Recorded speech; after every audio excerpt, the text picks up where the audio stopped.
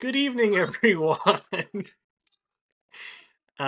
We welcome you to another episode of Nat20Hot on our typical night, day, time, etc. On the eve of National Margarita Day, we are so grateful that you would choose to celebrate such an auspicious occasion with all of us. If you're joining us for the first time, we are a group of friends who like to play Dungeons and Dragons together. We're running a homebrew campaign. We're doing it for the children. You can find a link in the chat which is going to point you towards a link where you can donate to our team, where we are raising money for Extra Life, which is a wonderful foundation that supports children's hospitals around North America, where you can raise a bunch of money for funding critical and life-saving care for children in need. And in a time of desperate healthcare coverage, what could be better than that? Now, last time out, our players left the city of Misthold behind, venturing deeper into the swamp until they met the vast, floating mountain range of the Shimmer Peak Mountains. The journey through the mountains was arduous, dangerous, and lethal, at least for the bag of holding that they dropped off the side of the mountain. Inevitably, though, they did reach the Temple of Isolde, a sprawling mountain complex spanning several peaks and maintained by clerics of all faith. Under the command of the Absolutionists, a dominion of clerics bound to keep the faith of the 8 prime deities, Randy pled his as champion to the High Absol Grigori, and Grigori, convinced but uncertain of his abilities, placed him under the tutelage of Vicar Trinidal, a looming hobgoblin warrior, while the rest of the party was sent off to. You have to stop. I didn't know you were looking at us. I thought you weren't looking at us. Is the stream looking at us? Yes. Oh. I'm sorry for thumbing you down, Children's Hospital Well, Miracle that part I Network. wasn't showing. During the week, Willem spent time under Priest Corlorn, a high cleric of Thalor, who guided him through his recent troubles and urged him to be patient, for the foundation of justice is patience. Dunk, under the tutelage of the largely absentee Sister Tilly, largely tended to the gardens and aided in the apothecary, while having the opportunity to learn how to read under Branwen and Sina, and their new companions, stewards of the Absolutionists, whom Branwen and Sina toiled alongside in the kitchens and the dining room most of the week, but did take to the odd task here and there, organizing storage closets and tending to some books. And not just because we're women. Not just because they're women. Because they're women in the chat. They did other things. Dunk also worked in the kitchens sometimes. Just not when you were there. Randy, however, under the tutelage of Vicar Trinidal, did have a bit of a grueling week. Late nights, is currently suffering from a level of exhaustion, and has had a very difficult time, but is taking it all in stride, and has even managed to whip up some begrudging respect from the Vicar. And so, where we find ourselves is on the 7th day since the group's arrival at the Temple of Isolde. And it is the morning of the solstice, which is an important celebration at the temple. The sun is rising. It has cast out the Fey Realm's aurora, the traditional chill of the mountain gripping the morning air. And Randy, you awaken on this day. Having left your previous conversation with Trinidal a bit ambiguous, leaving you a little uneasy, and still uncertain as to what today's trial holds for you. You look around the small quarters afforded to you by the monastery, separate from the other dormitories. It's rather tasteless, plain, with very little amenities outside of a rocking chair and the bedroll upon which you sit. That all and a piece of parchment folded near the base of your doorframe. I will get up and read that parchment. I The assume it has words on it. It does. Specifically, words written in the pen of Vicar Trinidal, which reads, "Best you arrive early to the grounds outside the great cathedral. Trial begins before the solstice feast. I promise it'll be as easy as 3-1-2." I kind of quickly get my stuff together and I head for that place. All right. while you make your way to the garden, we will pivot to Willem and have everybody else go on mute. Oh You. God. Willem, Hello. your morning starts, hello, like many of the others here at the Temple of Isolde, early and very chilly. You are up even while the aurora still hang in the sky, and you heed Corlorn's previous instructions from the evening prior, and start your hike up the mountain, intent to clean up some of the graveyard and potentially, if time allows, venture further down the other side to see what you might find. Are you thinking about anything, doing anything as you make your trek up the mountain? Was I instructed to go to the other side of the mountain? That's where the graveyard is. Okay, gotcha. Understood. Um, as I make my way up the mountain, I am probably mulling over the many conversations that I've had with Corlorn. I'm curious about what I perceive to be Dimia's not outright hostility, but less than pleased nature to have talked to me. That's still weird. And what exactly Corlorn thought I could get out of talking to her, or she could get out of talking to me. And yeah, just curious also how Randy is going to do today and whether or not I'm making the right decision by not going to hang out with him. Um, Very well. The hike up the mountain is rather brisk, and the wind of the abyss below, whipping against your face, leaving you rather from the chill of the morning air. Oh, I Can can't you? hear you. Oh, hold on. It's because I put my headphones in. Whoa.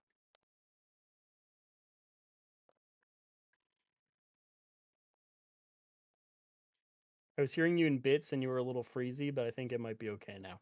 You can hear me now. Nope.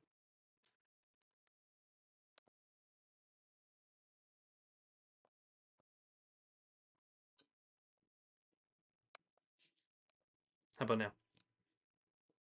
I heard you, but it was delayed. Try again. Hello. It's still a little bit delayed, but I am hearing you, yes.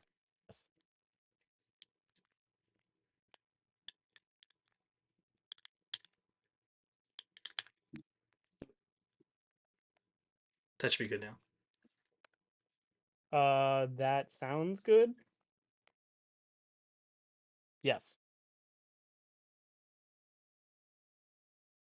Sorry. Whoa.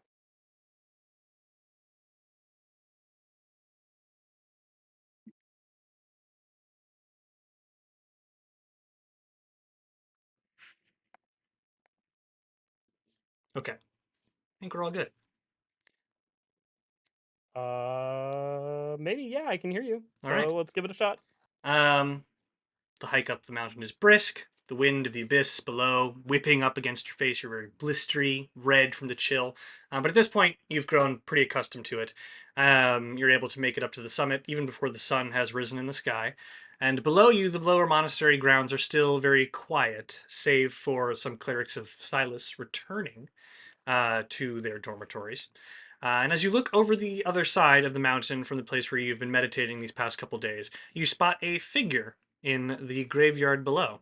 Though it is not Priest Corlorn, it is Dimia. I. What is she doing?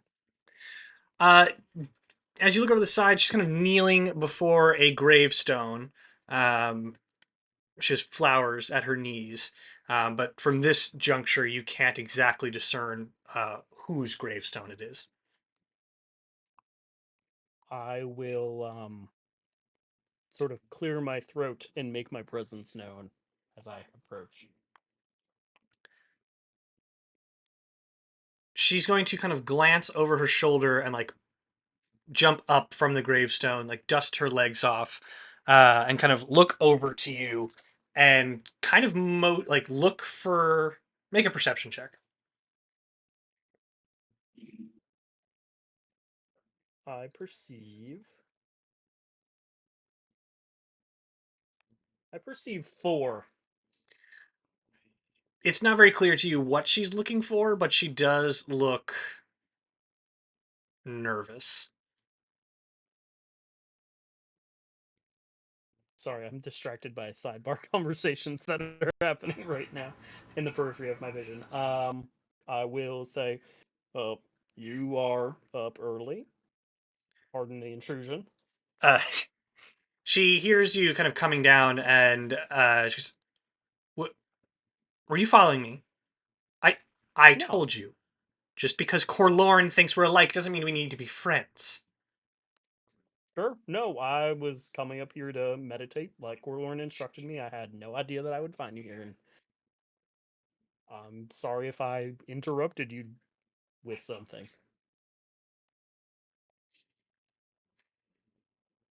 Fine.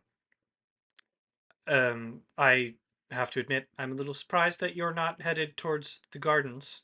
Is it not your companion's trial today? It is. Choosing not to attend? Well, I don't know. I've never been a very patient person, and that's something Corlorn has trying to instill in me. So I figure it's worth a shot. And or rather, besides, I trust Randy. Like he's for sure Dar's chosen. He'll be fine with this trial. Well, whether we agree that he's chosen or not, I am impressed that you would choose your own personal growth over, well, your friend. I mean, he's also undergoing a period of personal growth. He knows I support him. I'm there for him, and I'll be there on the other side. Hmm. Maybe the temple's story is rubbing off on you. Well, You don't really trust other people all that much, do you? I don't trust outsiders, and I don't trust non believers. Most of the Well, temple is inclined not to. yeah, that's understandable. I wouldn't also call myself a non-believer. It's just I don't particularly devote myself to the gods. I'm sure they exist. I mean, Randy's proof of that as far as I'm concerned.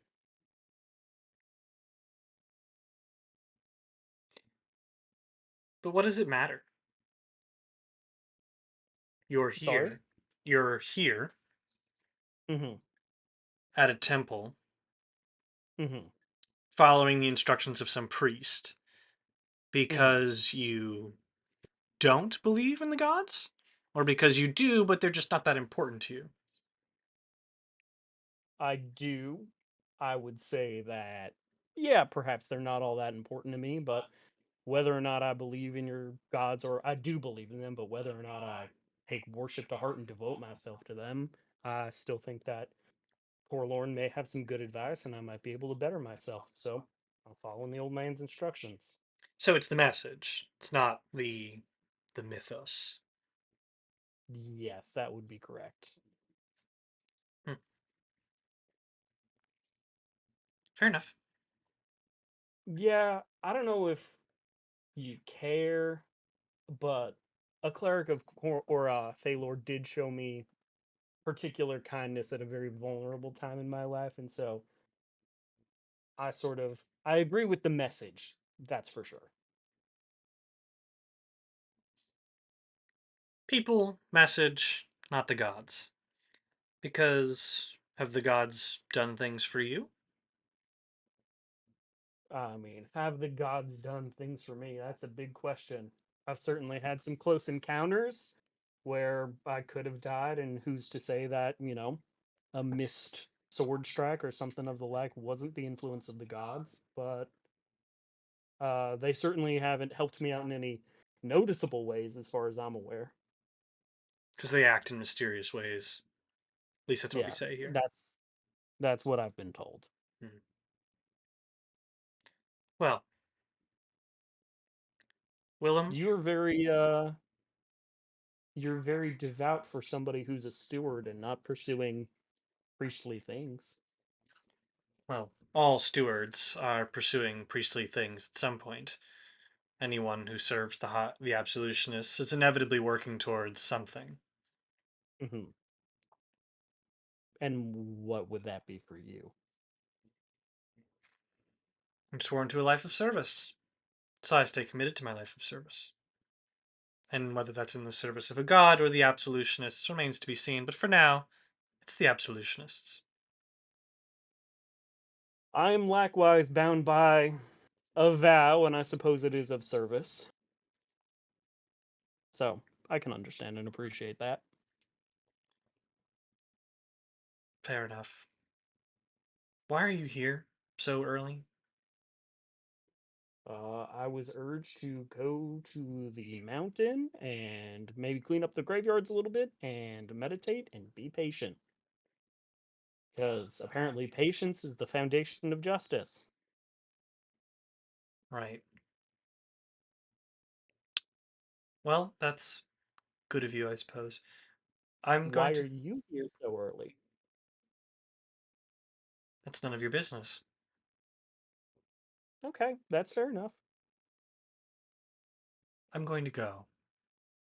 Okay. But this was not unpleasant. Likewise, I hope I can get to know you a little bit better while I'm still here. You're very interesting. It's certainly something to say. But It thank you. is. I appreciate being able to have a little bit of an semi argumentative conversation without it being too heated or talking about times where anybody died or anybody else fucked anybody else's mom. Wow, there's a lot to unpack in that statement. There's a lot to unpack I'm there. gonna Yeah, go. I know. Okay. Well, have a nice day. She's going to kind of brush past you, and then you fucked your mom? We don't need to get into it. No, that's not what happened. I don't need to know. In fact, I don't want to know. Goodbye, Will. Okay. Take care, Dimia. She will walk up the mountain away from you. I will go to where she was previously and take a look. Okay. It is the gravestone of Dante Wynn with fresh black flowers laid at the base. Interesting. Very interesting. And with that, we'll go back to Randy. Do you want me to put my ears on? I do. Okay. Hello, hello. Randy. Actually, no, I'm sorry. You can still stay for this, but Sina, Dunk, and Branwen, the three of you awake in the dormitory of the absolutionist stewards. Many of them have already risen for the morning. The High Temple just buzz with activity for the solstice. Dunk, having shared your findings from the journal with Bramwin and Sina, summarizing it as the delusional entries of a gnome woman named Panza. It had something to do with a curse of some kind, or that this woman felt like she was being hunted. But outside of you three at the moment, there's currently nobody else in the Absolutionist Steward dorms, with most people having gone to breakfast. So if you would like to discuss anything, etc., the day is yours. Yeah. So what? I can't quite figure out what this gnome lady Ponza is talking about. I mean, it could be like a plant seed, but it could also be a hereditary disease. I was thinking it could be like a male seed. Yeah, yes, Oh. yes, Dunk. Um, do you think you have what she has? Is this an it follows situation? I don't think so. Um, but this is, I feel like it's at least something worth looking into since this journal, it's from like right around here. I Just mean, yeah, and we're something that we need gonna to be be worried heading about. into Old Hollow at some point. Right. Yeah. Um, but yeah, I guess I don't know. I'll keep working on this journal over the next couple days. Okay. See if I can some more into it. Because if nothing else, I'm at least getting some more practice. But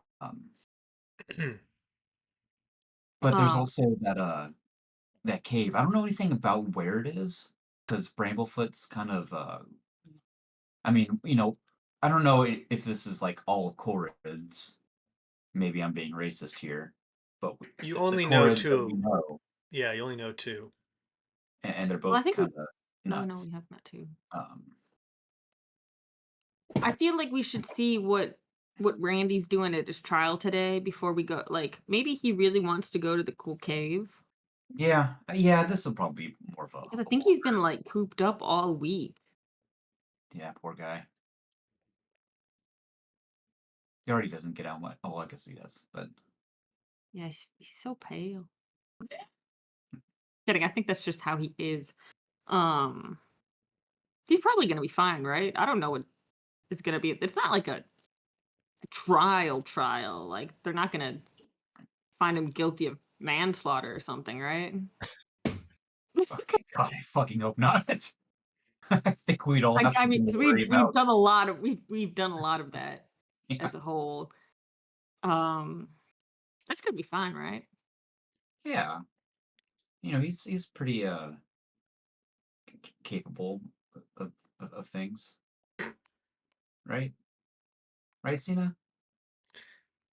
Yeah, he's capable. But at the same time, I don't really know what like cleric trials are like. I mean, do they Branwen, you live here. Do you know what cleric trials are like? Do I seem like I know what cleric trials are like? No, no, I suppose you don't. No. Yeah, Um, no. but I mean, Randy is capable, but I think the biggest thing about Randy is that he also doesn't care if he's capable. He just he just does,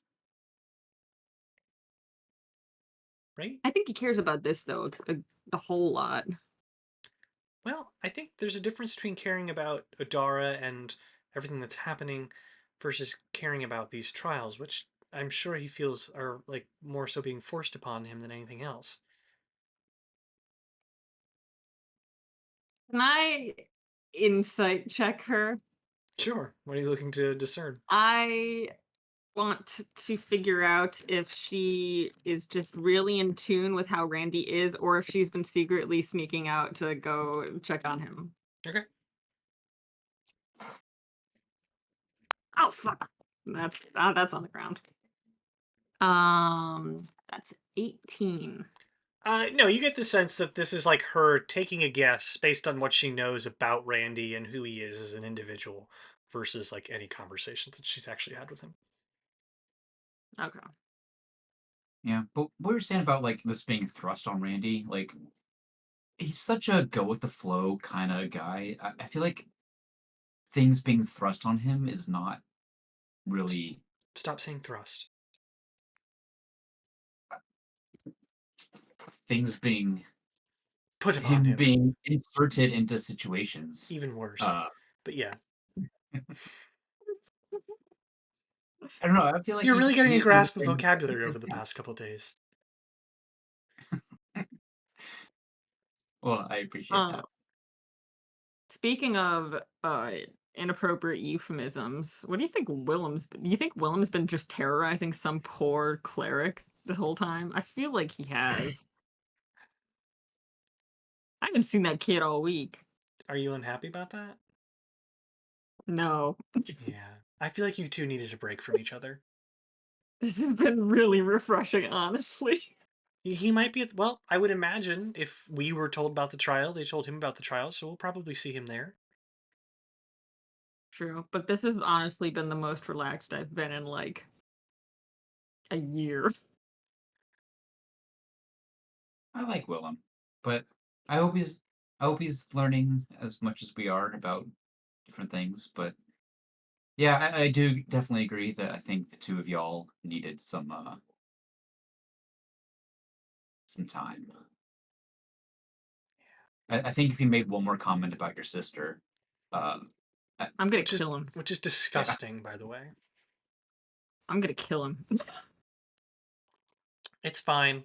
It's fine. Why don't we go get some breakfast? Oh god, I hope they're scrambled.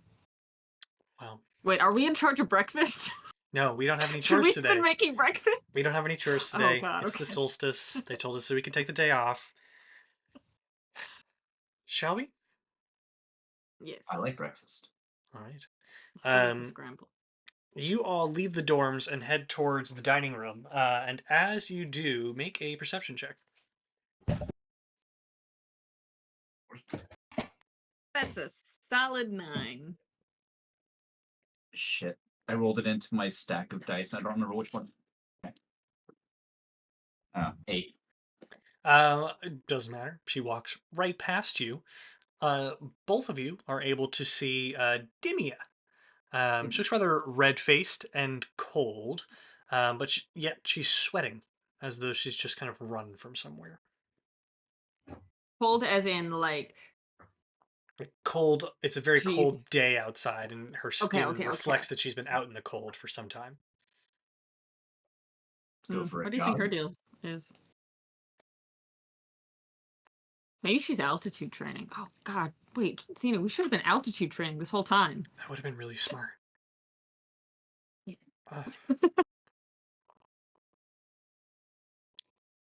Like I said, Oh, okay, she's maybe we'll start tomorrow or something. she's just Whatever. one of the foundlings. I wouldn't worry about how she feels about us.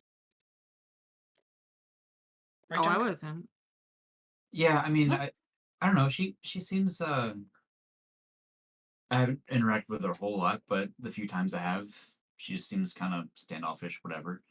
Um, oh, she look around, see if she's still here.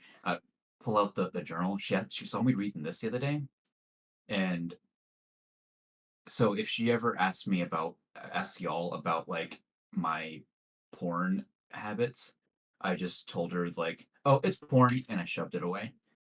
So That's what that's you what she's told her? We're at a oh, temple. exactly. I didn't want her to ask me about it. You're Oh, liable to I'm gonna get. make up so much stuff about what you read, Oh my dude. It's god. gonna get wild. Like what? Don't say anything. I don't know. You don't want to know. So if it comes up, play along. Back me up. Fair enough. Okay. What he reads is filthy. Oh god. He's reading the he's reading the Minotaur milking farm book. No! Morning Glory Milking Farm. What? This is a real book that his girlfriend has read. Yeah. And Yeah. I've read the first couple It doesn't matter. Anyway, you all enjoy a light breakfast. Clearly, much of the feast has been laid out or saved for the evening, early afternoon when the solstice feast will kick off. Are you doing anything else before making your way towards the gardens where you know Randy's trial to take place? Um, can I just pull Cena aside if it seems like Dunk's not listening? Sure. Dunk, go on mute. Okay. And so does Randy. Yeah. Unless he eavesdrops. We No, need to start eavesdropping more. you should, but I I'm won't. just saying. How do I?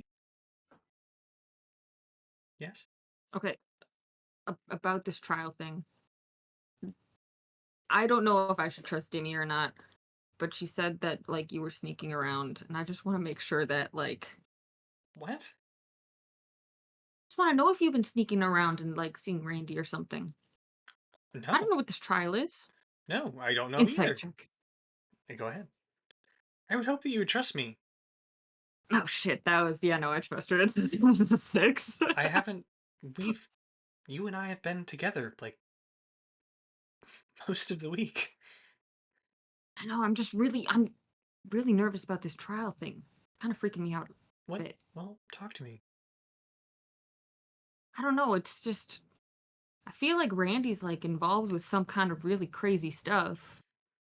I mean, it says a lot for you to say that, and I guess I'm not thinking too deep into it because I figured that this is kind of what this place is like.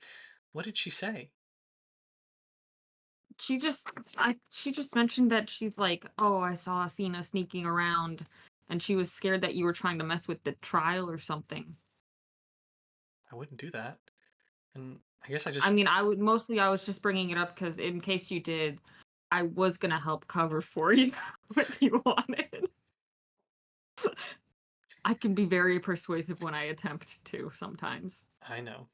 Well, thank you. No, I don't. I mean, I guess I'm just trying to be positive. I know why you're worried. We don't often find ourselves in situations where things work out. But if I go in worried, I'm just gonna eat the day away. I feel like That's okay. Yeah, that's we fair. just have to trust him. All right. I Should we mean, make like posters for him or something? we could. That'd be cute. Do we have any parchment? I'm sure we could find some. I don't. I don't know. Oh my god, we could see if is good at writing. We could try. We could try. Okay, let's do it. Let's do Okay. it. Okay. All right. Duncan, come back. Um, We need Dunk. We we need need Dunk. Dunk. Dunk. There he is. Dunk. Branwen and Sina return with some parchment from the absolutionists' quarters, or stewards' quarters, and the three of you, I'll have you make performance Dunk, it's checks time for writing practice. to make signs for the trials. And you can tell me what each of them says. Each of you can make one sign.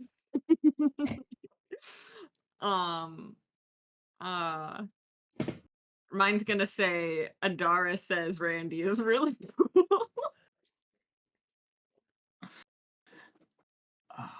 Um.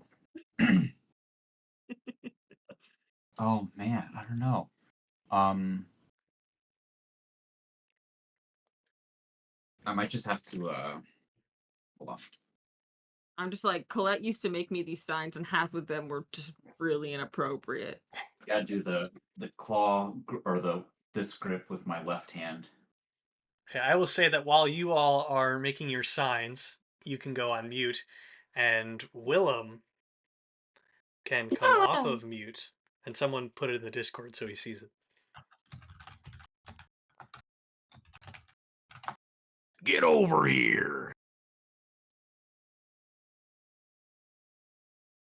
Willem, are you with us? Hello. Hello. Um, so you have spent the early morning just putting some time into the graveyard, trimming some of the grass that's overgrown along some of the gravestones, picking any weeds that have accumulated. And within some time, you feel like you've put yourself in a good position where you've tidied and organized the graveyard well enough.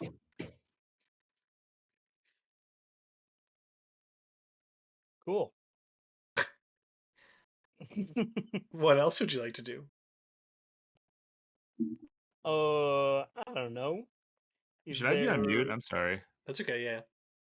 Oh, I thought Yes. Randy was coming to say hello. Hello. I don't know. I'll find a nice place to meditate and hunker down. All right.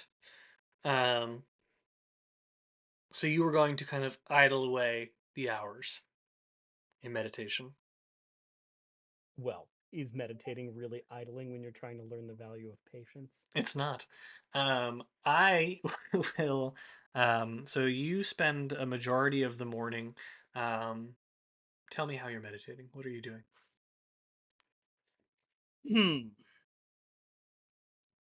I'm being very insightful. Okay. I am meditating on my conversations with Forlorn and my earlier conversation with Dimia about, the myth versus the message and whether or not it's necessary to be the true believer whether or not the gods have ever done anything for me, or if I've done things for the gods. Um, and I'm also going to meditate on sort of my existential question, like, is it worth laying my life down to kill the hags, and is killing the hags really the just thing to do? All right. Your meditation proceeds peacefully for much of the morning. But as the sun gets a bit higher in the sky and you start to feel the warmth of its rays against your back, you hear the echo of Grigori's voice announcing the start of Randy's trial. And you kind of find your moment of peace interrupted. But at this point, you've been up at the top of the mountain or on the other side of the mountain for several hours since before dawn now until mid morning. Mhm. Are you changing your mind, or would you like to stay, or would you like to go somewhere else? Um, I will head towards the top of the mountain. Okay, you're going to head out of the graveyard and back up to the top. Yes. Okay. As you depart the graveyard, make a perception check. 15. As you leave the graveyard, alone now and kind of just with your thoughts, like looking down at the ground, you see that the trail breaks off in another direction, kind of wrapping around. There's like the path going up that you watched Dimia and the one that you've walked now a few times over the past couple days. But there's also one that goes kind of around a bend of the mountainside. And you do notice like some footprints, but not of humankind.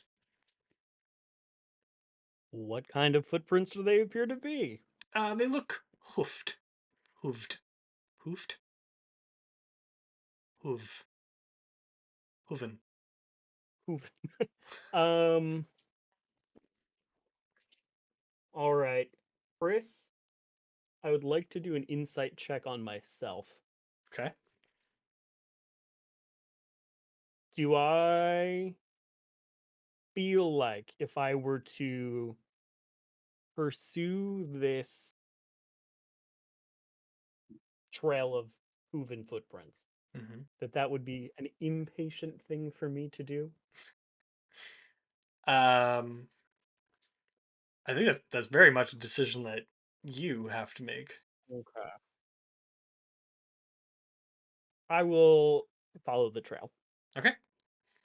Um, as you follow and wander kind of around the mountain trail, the route leads towards actually what ends up being a rather like well-trod path.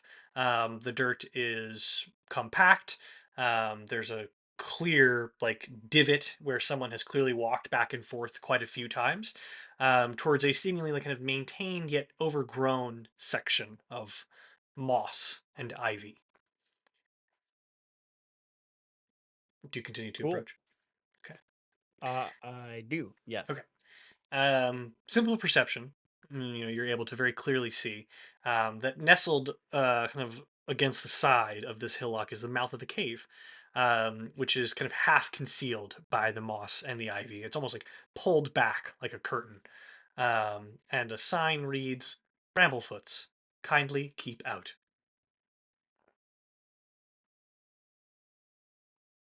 The name Bramblefoot, does that You've heard it like mean here and there. You know it to be the groundskeeper.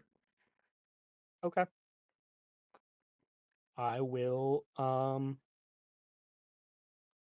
do the respectful thing and keep out. All right. So you're going to head back up to the top of the mountain. Uh yes. All right. You head up to the top of the mountain where looking down, it's a bit hard to see from your perspective. So where you are at the top is the lower mountain. So while you are at the top, you're almost like at par, but from a distance with the Grand Cathedral. So it's like kind of at your eye line that you can see the Grand Cathedral, and it's kind of hard to make out, but you see some hedgerows where and a cluster of people gathered that you surmise to be Randy's trial. I will Is there anything else at the top of the mountain that's notable? No, this is the place where you've been coming for the course of the week. Hmm. You don't see anything of note beyond that. Okay. This might be the extremely boring thing to do, but I will face away from it and resume my meditations. All right. In that case, I'll have you go on mute See you later. and bring back the rest of the game.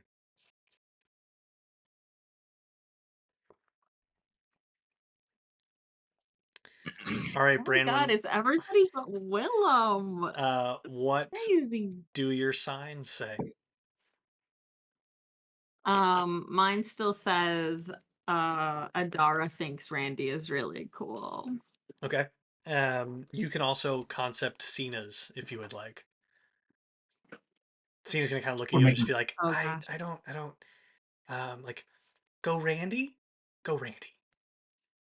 Yeah, yeah, and then like a big like symbol of Adara, whatever that is. I don't know what it is. It's like yeah. a What fire. is? I think it's a fireplace, like a A fireplace like for Oh, the real? what keystone of could a be? fireplace. It's like an arch that would you would have above like a fireplace.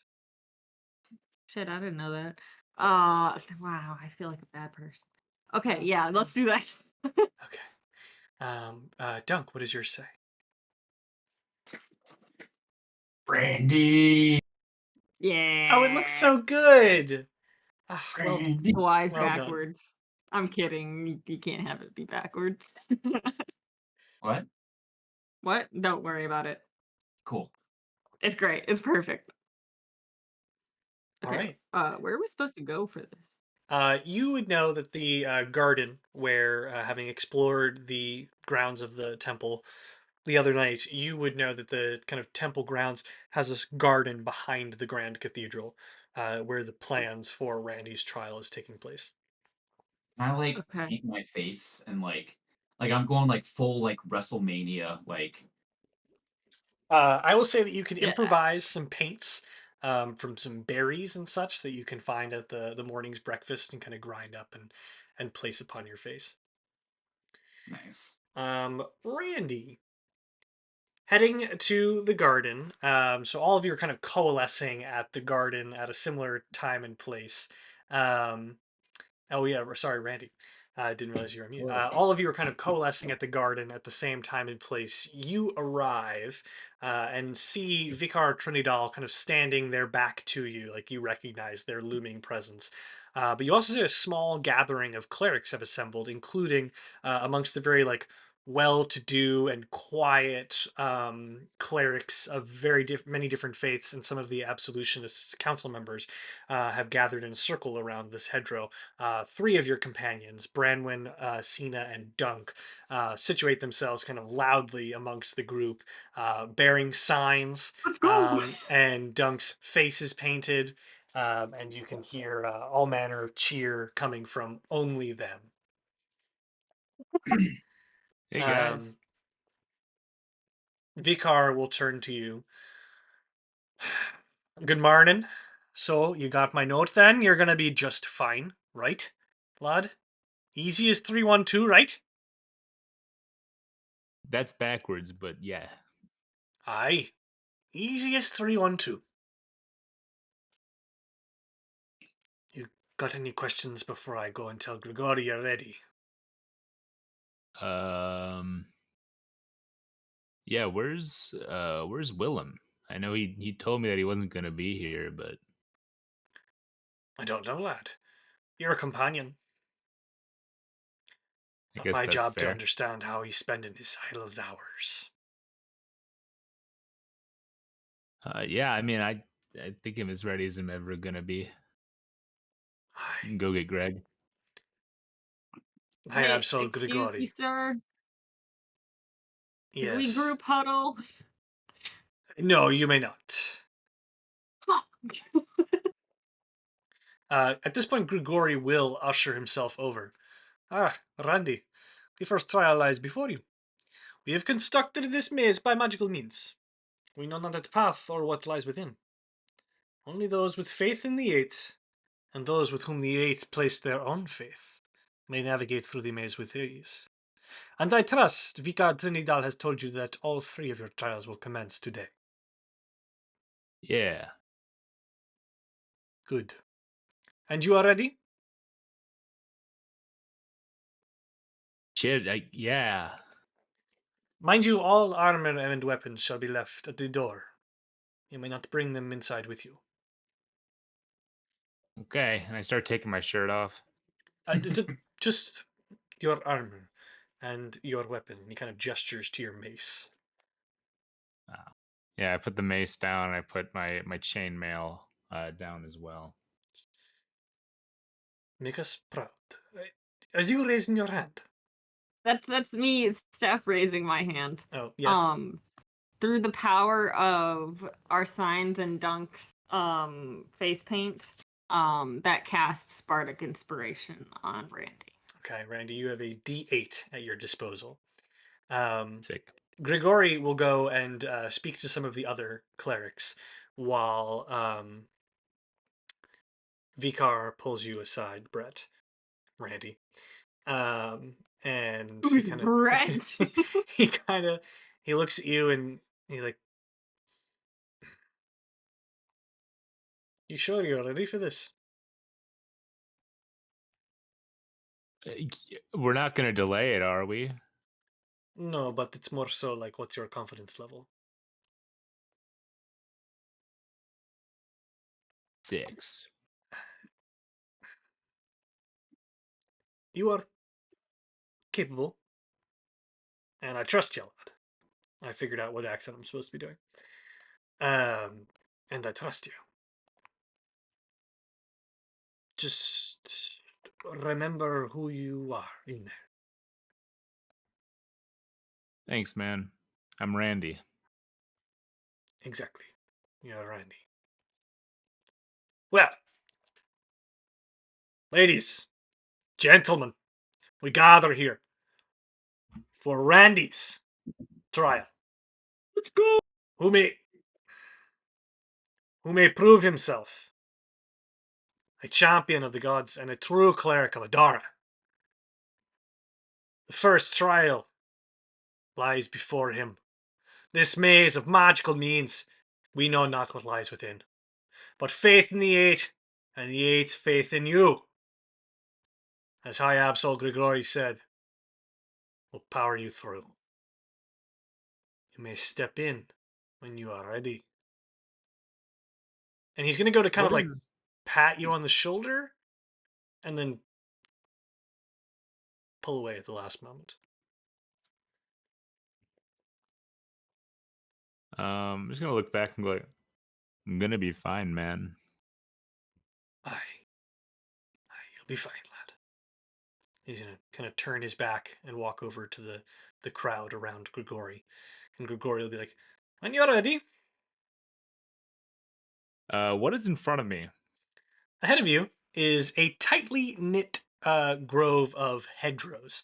The exterior garden where you sit is quite small. You have been responsible for weeding it just the other night. So you're pretty confident that the maze within, quote unquote, maze cannot be very large. It has to be fairly tight given the small cathedral grounds. I walk in. All right. Let's do. As you step into the maze, the hedgerow quickly grows in behind you, leaving just a small slit from which you could depart and leave. And the noise of the crowd outside, mainly just your 3 companions, begins to subside. And ahead of you, you see a hallway of hedgerows immediately to the north of you, a hallway to the left, and a hallway to the right. The ends of them seem to just be kind of shrouded in mist. So you're unable to kind of look beyond them. It almost looks as though you are just stepping into a cloud of mist as opposed to continuing deeper into a maze. And all 3 of them look the same? All 3 of them look identical.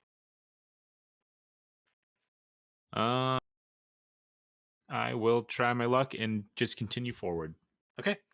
You walk straight, and as you pass through the mist, You find yourself kind of walking for a moment, and then the mist dissipates, and you find yourself in an identical space with a hedgerow hallway to your left, a hedgerow hallway to your north, and a hedgerow hallway to your right, as well as one now behind you. I go northwest southwest. So that's a Zelda reference. Oh, I okay. I kind of is that from Ocarina of Time? that's from like the original game Oh, where okay. the solution of the Lost Woods, yeah. Um I look around for like any subtle differences between the four Make an paths. investigation check, knowing that you do so at disadvantage due to your I misty do it at eyes. disadvantage and at a -2. And you're suffering from a level of exhaustion right now. Yes. I got a 0. Okay. It's No, not worth the D8. you do not see anything of note that makes the difference between them. The rest of you, Branwen, Sina, and Dunk, you just kind of see him standing in place. So, like, it's very clear for you to see the maze. It's very small, and it doesn't appear as though Randy is moving at all. He kind of paces back and forth. Do you think this is fine? I mean, what are we gonna do? I don't know. It's not like he's not. He's strategizing, man. He's fine. Yeah, just give him time. Look, where's Willem? I don't know. Doing nerdy Willem shit. I don't know. I feel like he'd be here for this, though, you know? Creeping me Yeah. out a little bit. I don't know. Okay. I'm gonna cast Dispel Magic on like the misty stuff in the area, just like this whole place. At So what is level any are you casting it at? oh jeez, that's the question, ain't it? You know what I'm gonna do 4th level Dispel Magic. Unfortunately, it has no effect, as the spell cast and the mist lingers and holds in the air.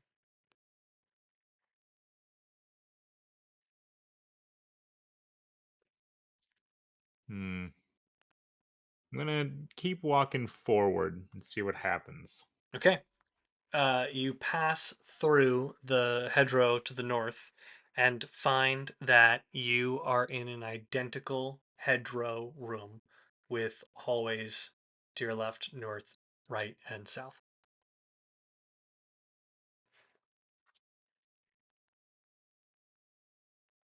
I turn around and go back the way I came. Okay. You go back the way you came and find yourself in the same room. Now, as you kind of look, though, having been here before, you do note that like there's subtle differences. A flower in the hedgerow that you recall. Like you are clearly back in the room that you walked in previously. Like you have, it is not an entirely new space. Okay.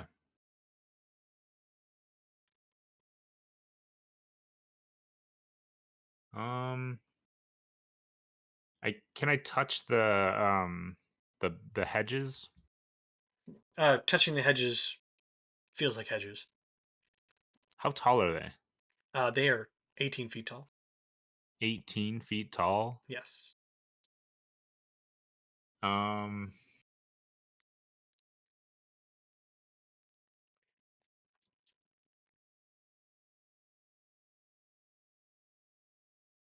I'm gonna try to climb it.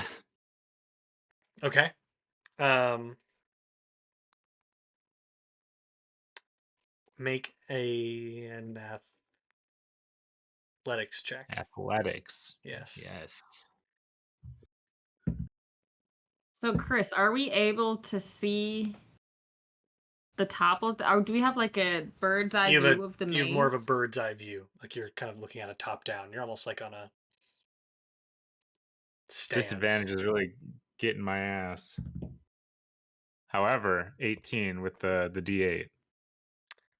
You are able to get up like a decent bit of it, but you find that like there's not enough to keep your footing to climb up and out. Only the using only the hedgerow.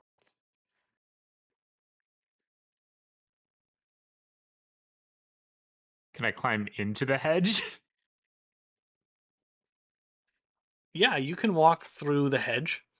Which direction would you like to go? Wait, what do you mean through the hedge? Like it's like northwest, southwest, like the four corner directions? So like yes, it's like a room that you're in, and you're in a Okay. box of hedges, and a Oh, little okay. corner, hallway. Got it. Okay. Yeah, then I'll walk to the northwest, northeast Okay. through the hedges. You walk northeast through the hedges, and you find yourself like the air seems to cool. You could hear you can't see them just because of the height of the hedgerows, but you can hear everyone chanting and their voices with much more clarity. But there's like this kind of open space and then another corner of the hedgerow maze that you're in. You get the sense that you're like out of it, but still kind of in it.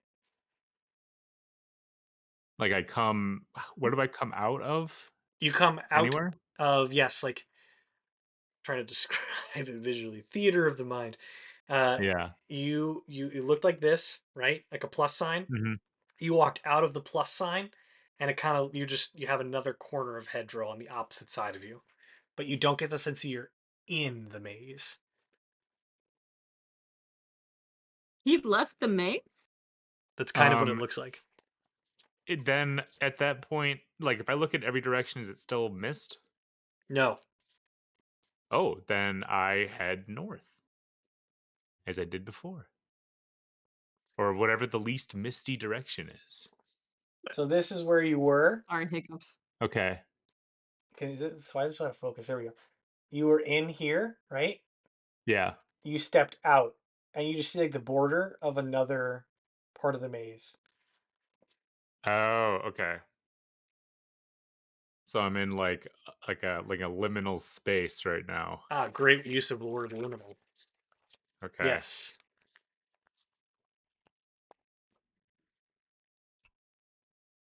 If I step outside of that, is it just like the same space as before? You want to walk Like if I just yeah, north. I just keep walking northeast. If you walk northeast, you find yourself make a perception check. 2 questions. Yes, Branwen. 1, how far away is Randy from me? 40 feet. Wow, he's really close. Okay. Second, can I read the expression on the Vicar guys or Greg's face? Vicar. And just so everyone's aware, because I know we've had this problem in the past, Vicar is a title, not their first name. Yeah. Yes. That's like you met Vicar Thorn. Yeah, I would call Mr. Pope Pope. In the Yeah, first session, we met a guy Baron. whose name was yeah, Yeah, Baron you really Fowler. threw us off with that one, bud. Baron is a title. What? I'm not getting into this. Um, make an insight check. And Randy, what did you roll for your perception? 6. You are able to tell with reasonable certainty that you are back in a room you've been in before. Okay. 10? I got 10. Um, they seem stern, cold-faced, Mm. Grigori, whereas Trinidad kind of keeps eyeing the maze and Grigori nervously. I'm Mm. going to kind of back up into that liminal space again. Hmm. Um, and at this point, like all around me is just kind of like, is it hedges? Like, can I see through it? I'm confused. Yes, they are hedgerows, and like yes, you can see nominally through them into the maze. Okay. Then I'm just gonna start going like north, like perpendicular to the the hallway. If that makes sense. Okay. Um, so you're gonna step to the side of the hallway and walk through the hedges. Yeah. Okay. You find yourself in the liminal space once again. Your plan is to continue to walk north. Yeah. Okay. You walk north through the hedges once more and make a perception check.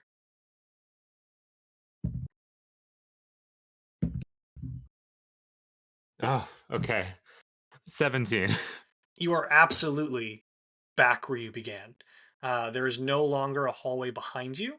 It is just a small slit back out into the open garden. There is a hallway to your left, a hallway to the north, and a hallway to the right. Is my goal here to get to the end of the maze or to just get to like out of it? The goal is to get to the end of the maze. Okay. Oh. And I'm back where I began. Yes. Okay. In that case,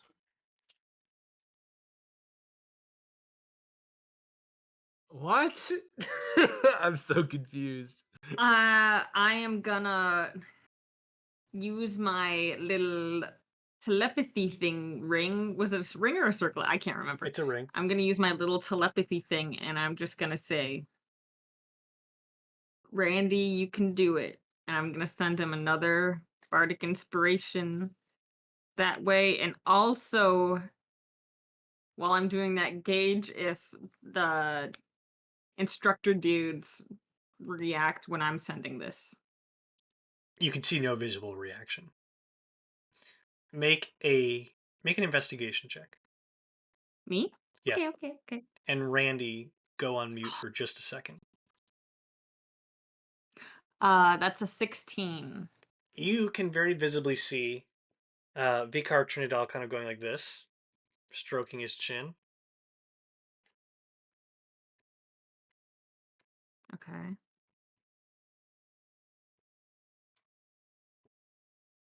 He's doing 3-1-2. That is what you see. Okay. And then bring Randy back. I'm gonna send him another little telepathic message to him. 3-1-2. I've like been thinking about that. This is Brett. I've been thinking about that and I don't know.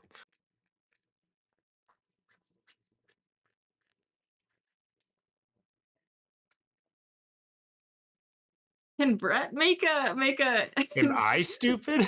can Randy make an intelligence check or something for like a hint? Sure. There we go. You can roll a flat My d20. lowest stat. No, you personally just roll a flat d20. No modifiers, no nothing. I love It's a that. nat 20, baby. I just flung a ponytail curler across the room. Isn't it kind of crazy that there's only like you're just like staring at this? You're like, there's 3 hallways.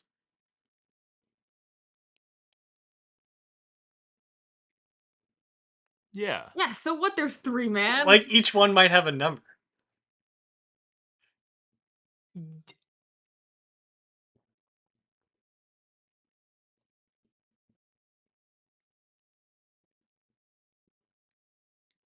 I got a problem with this puzzle. A bone to pick, but okay. I'll play you a little game. Not really. I'll play your game, little man. I go down the path to the right. Okay. Going through the path to the right, you find yourself in a new but very similar room. There is a hallway behind you, hallway to the left, ahead of you, and to the right. A plus. I go down the hallway in front of me next. Okay. You find yourself in a new room with 4 hallways. And then I go to the hallway on my left. You find yourself in a new room that looks very similar to all the others.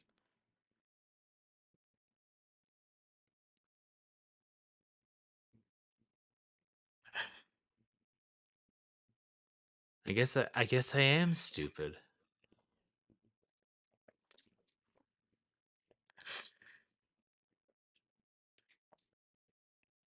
I guess I'm trapped there forever.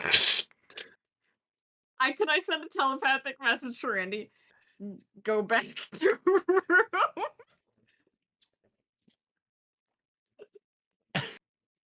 I go back 2 rooms? Okay, you go back the hallway behind you, find yourself in the room you were in Go to the previously, one the most to the left. and then you go back another room and find yourself in the first room that you went to after the entrance. Go to Okay. the one most to the left. I go to that one. I'm just following whatever Branwen says. You find yourself in a new room with Go to the 4 one in the hallways. middle. And then I go through Go to the second one from the left. Go to the second one from the left. Wait, what were the numbers you said? 312. Yeah, so I think I might have auditory dyslexia or something because I heard that as 321. Assuming you go down the hallway to the middle.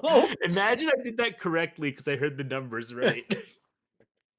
When you went, I was like, when you went to the wrong one, I was like, wait, he figured it out, but he went the I wrong did. way.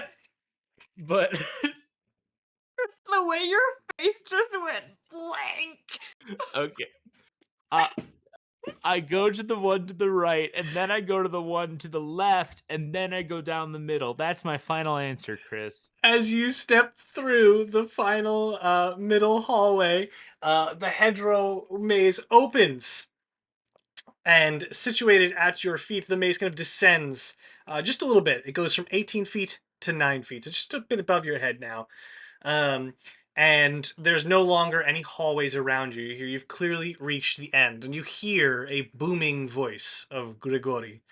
Your first trial is complete. But any individual of faith may find their way through a maze. Situated at your feet is a box the size of a treasure chest. The top of the box is carved and painted with a stag and a young woman.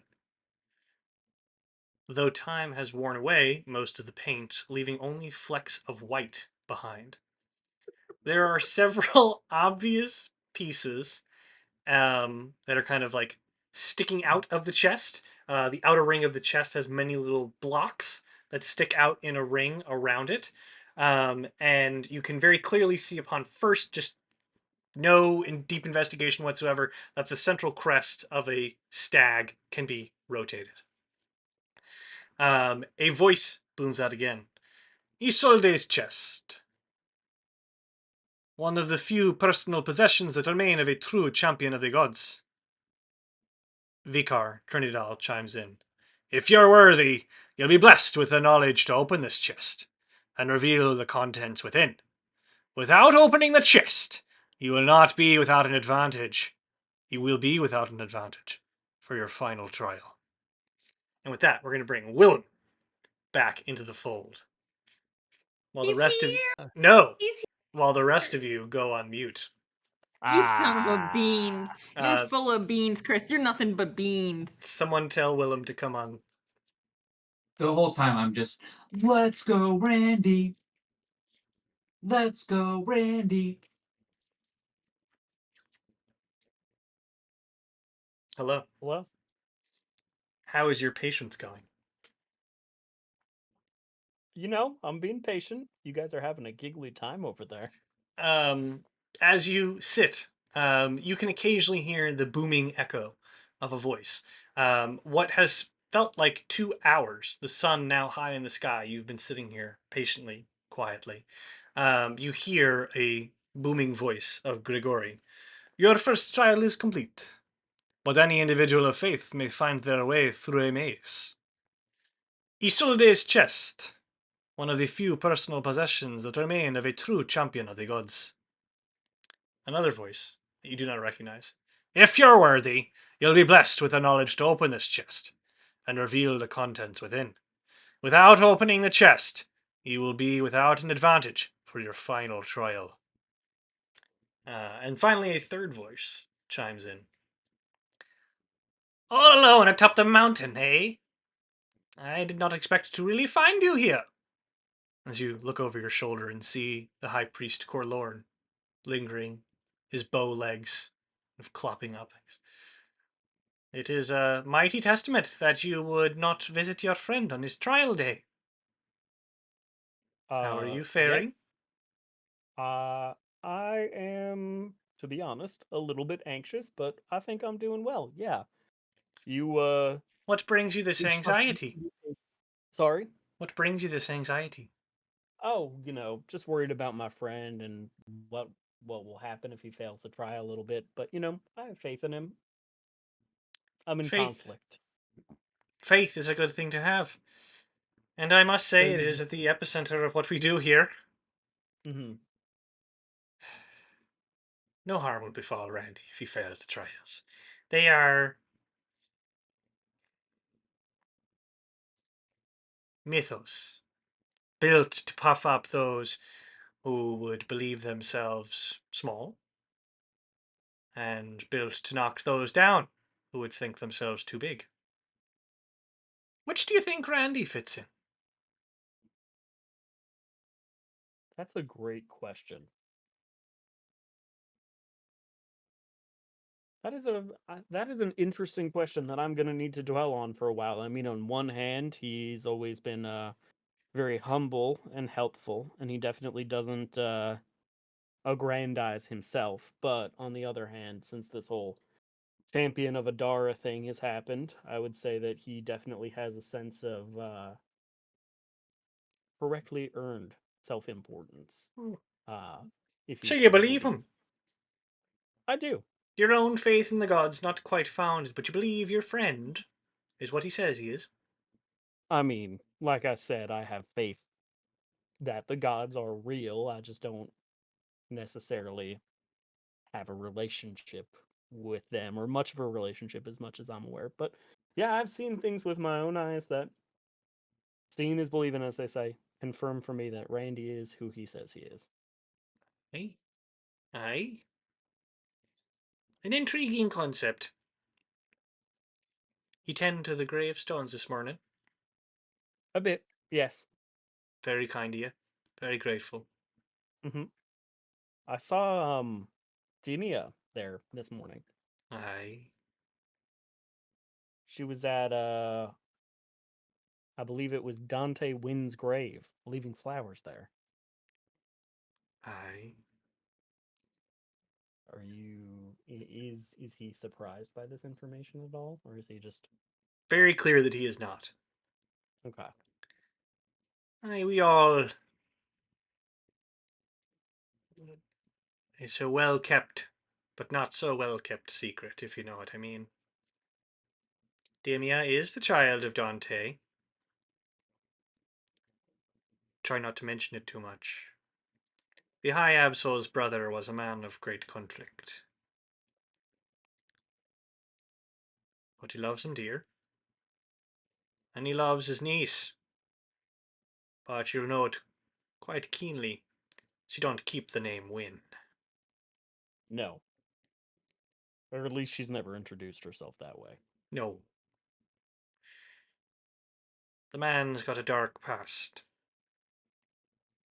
Bit intriguing that you'd find the girl there. Though I suppose you can't rob one of a love for their father. If he's such a dark past, what has he done to be, or how did he come to be buried here? I thought this was holy ground for Isolde's pilgrims and companions. Well, Dante is the child of Arlen Wynn, one of the founders of the temple. Would be hard pressed to challenge that Dante did not earn a burial ground here. And men of conflict did not necessarily mean men of darkness. Fair enough. He had troubles, to be sure. There was a Vicar Thorn. He's a good lad. One of the one of the absolutionists under High Absol Grigori. Always planting seeds. Vicar Thorn came here as a young lad. Dante had it in his head that there was more to the Temple of Isolde. You and I agree. Mythos being what it is, Isolde comes and prays for 2 weeks the avatar of Thalor comes down and brings her up to high heaven.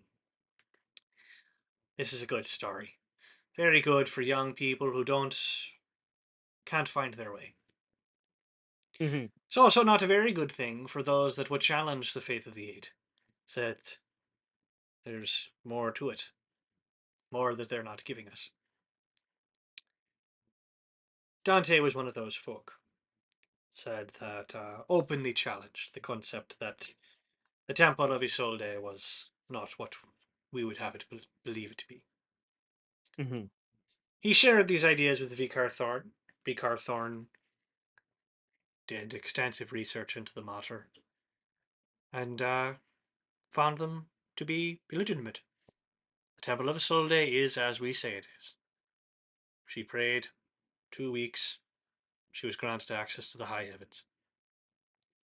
Dante, well, he couldn't reason with that. So he left. And there's all the power to him.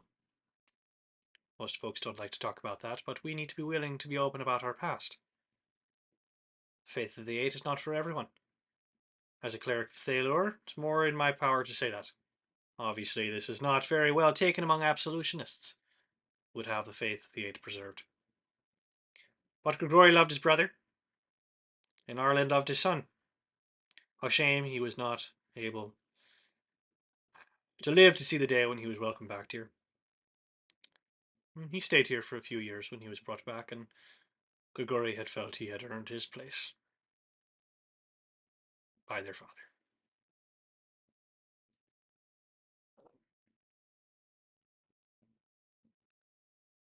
I have a few questions, prominently among them.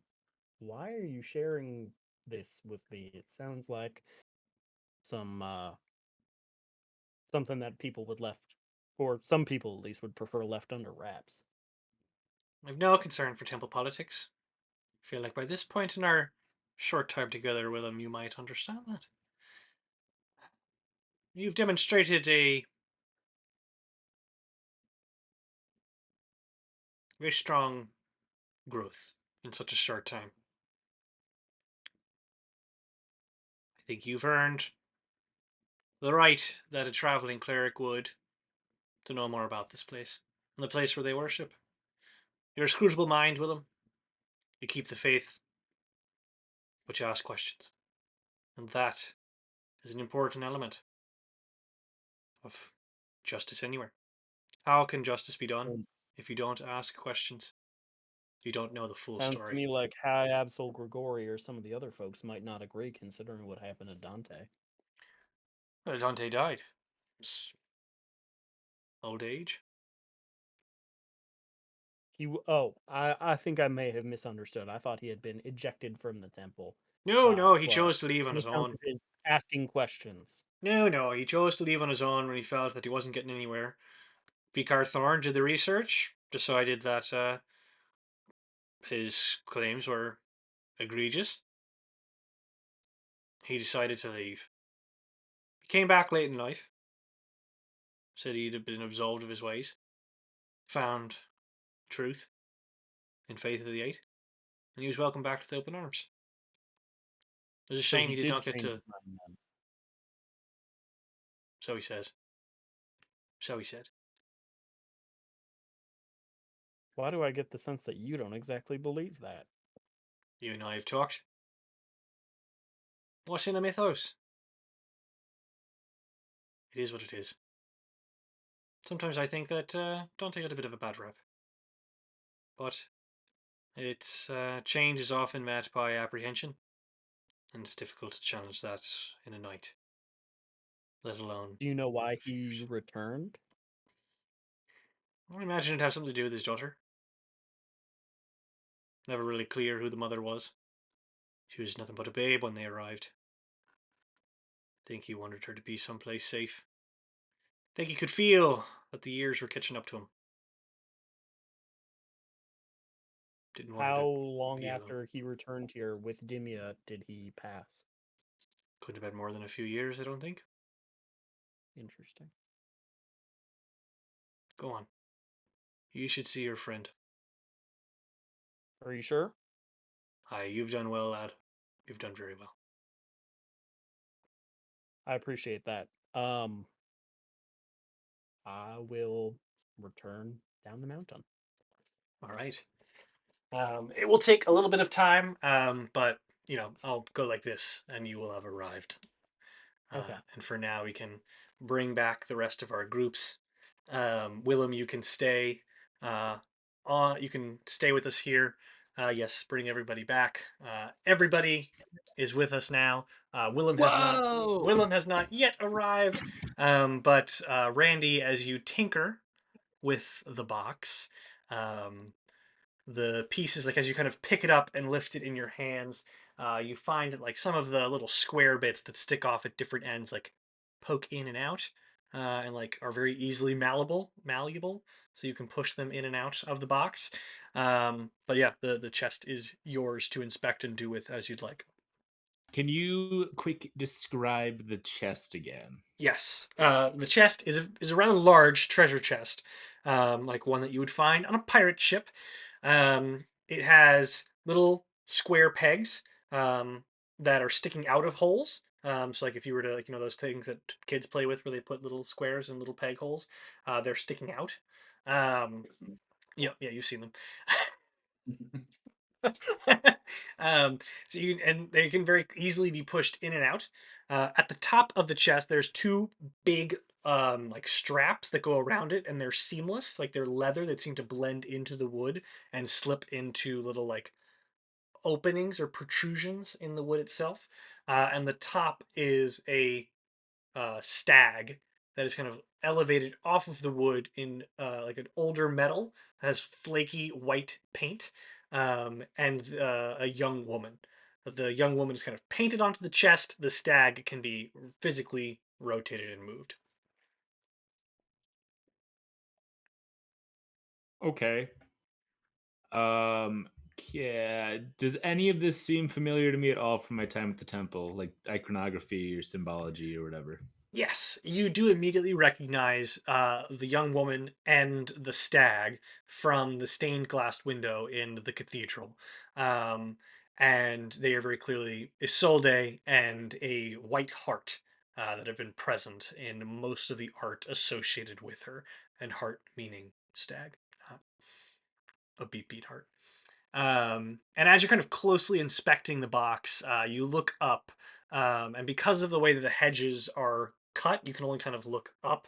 You can't really see the crowd. You can see like heads of the crowd, but more clearly, you can see kind of coming down the mountain into the cathedral area is your companion Willem.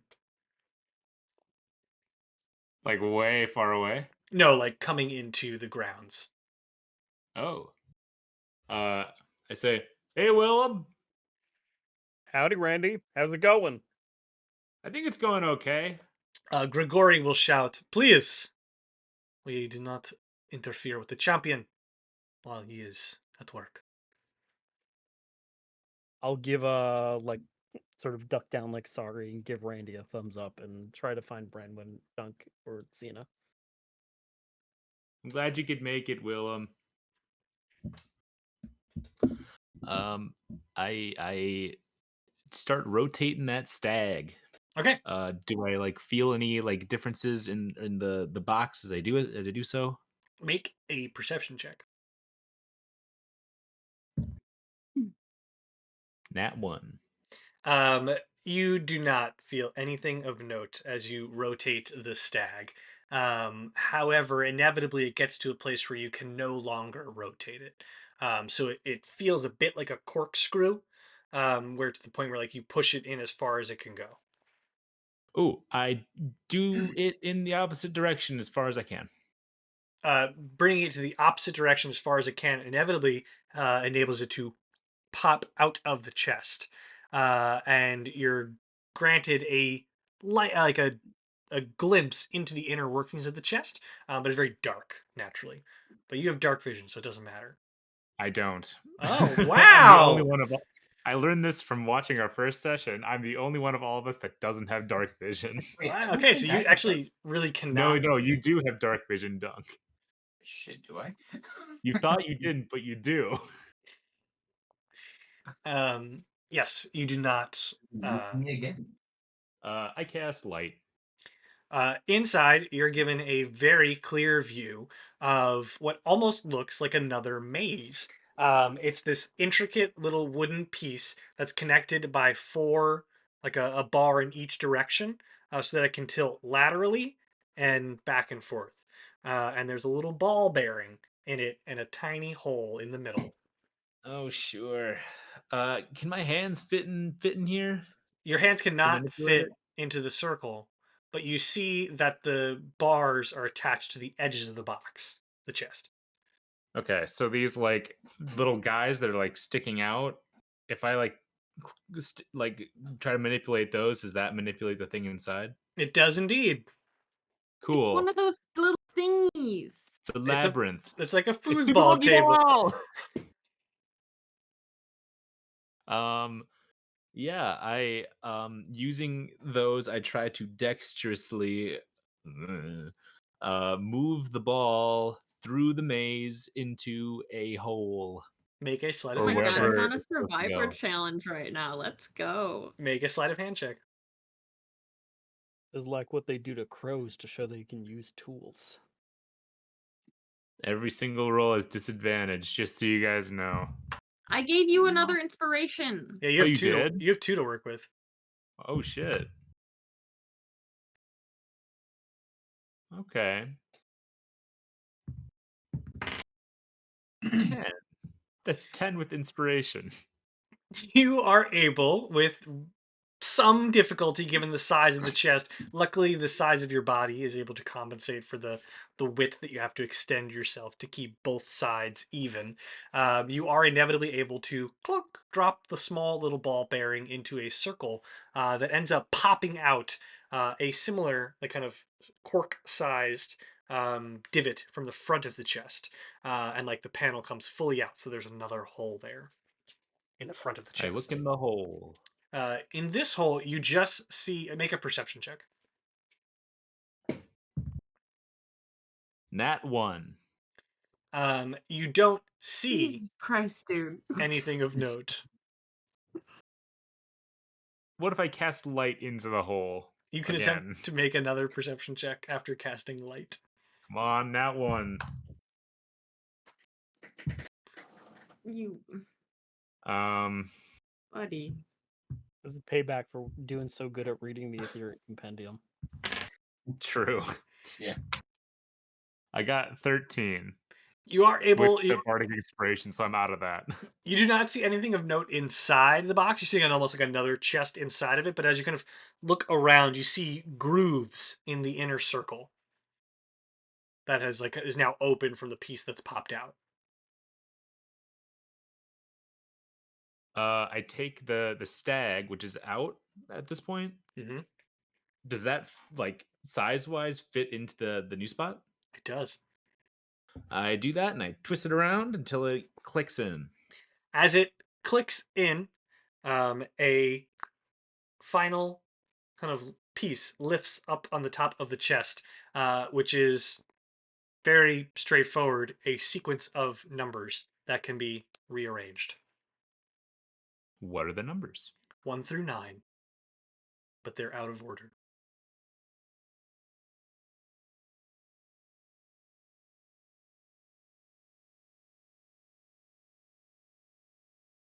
Um, Wait, describe it again. It's a series of numbers, 1 through 9, but they are Yeah. out of order. I order them 1 through 9. You hear a faint click, and the chest Oh, is that it? swings open. Oh, here's 1 through 9 puzzle. I was like, The- that's too the- simple. There's no way it's that. You solved Yeah, my Gregory's counting like, puzzle. I told someone to change the combination. You get the sense that like they engineered this to be overthought. Oh, okay. A perfect trial for me, Randy. And the chest swings open. The box is inside is actually rather empty, save for like kind of the intricacies. Kind of lies within it a simple mace that kind of rolls about in the wooden space afforded by the chest itself. Grigori's voice once again rings out through the open air of the mountains. The hedgerows fully descending around you and into the ground. And the rest of you see Randy kind of squatting there in front of the open chest as Grigori shouts once more, "A true champion of the gods is of sound mind and spirit. You have proven yourself well, but they must also be sound of body." And as you look up and stand over your shoulder, Vicar Trinidal stands opposite you, white armor shining, shimmering in the sun. Now high in the sky, he looks grim, but not angry. He almost make an insight check. Fight, fight, fight. At disadvantage. Oh, 15. He almost looks embarrassed in a way. He kind of like looks at you almost a little sheepishly, but then he like kind of steadies himself, clangs his warhammer against his shield, and holds it aloft towards you. He goes, "You best me, and we'll know you're true champion of Adara. Come on, lad." Fight that old man! I stare at, I look at Greg, and I say, "Am I allowed to use things other than my weapon?" There are no questions in combat, and he is going to swing at you with his warhammer. Oh, And I will allow you to make a dexterity saving throw to dodge out of the way on the first strike, if you'd like to. Not a disadvantage because it's Yeah. not an ability check. Let's fucking go. Yep. All right, 3. And so in that case, he will roll to hit. Silvery barbs. You don't know if it hit yet. You're interfering in Okay. Randy's trial. What? No, I'm just cheering really loudly. I just do my little whistle to throw him off. Okay, so you whistle, and he will roll again. And it does miss. So Trinidad lifts his great hammer with one hand. He's got a shield in another, and he slams it down on the ground in front of you. And even though you're like slow to react, able to kind of split your legs, it's very comical. And the warhammer clangs in the ground behind you as he hears like this very shrill whistle, and he like quickly looks over his shoulder and then looks back at you. Branwen, Grigori turns, snaps. "We will speak after." Greg's pissed. And you may make your first turn, Randy. I kind of look down, see the warhammer, look back up at him, and take a few steps backwards before kind of stealing myself up, and running at him with the mace. All right, roll to hit. It is your like basic mace. Like you could roll as you would with your mace. You got it. You are, however, Which I don't think I have ever used. you are not wearing armor. Just an FYI. Thank you. He's a naked boy. Um. It's just like the end of Ugh. Saltburn. Yeah, that's kind of scary, actually. My AC just went down by 5 points. They had a mace fight at the end of Saltburn. Spoilies. Hold on, I gotta quit my freaking mace. All right. I'm doing it now. 10 to Oh, hit. it's a murder on the dance floor. It's a murder on the dance floor. That does not hit. Okay. Great song. All right. Trinidad will laugh a bit and go, "Come on, lad. That's all you got." And he will roll to hit twice. And that will be a 22 to hit Yes. and a 9. No. Okay. No. So that will be 5 bludgeoning damage. And you feel this kind of glowing yellow energy emanate and pound against your chest as it hits out of the warhammer. And that will be an additional 4 radiant damage. I believe I have resistance against radiant damage. And so it is only No, I 2. don't. Oh, okay. It is So it's necrotic, my bad. got it. 4. Okay. And it is your turn. I clearly look like very hesitant to fight him. But I take another swing. All right. I'm not really thinking about much about like my actions. I'm just kind of like doing very basic moves that like don't look impressive at all. Okay.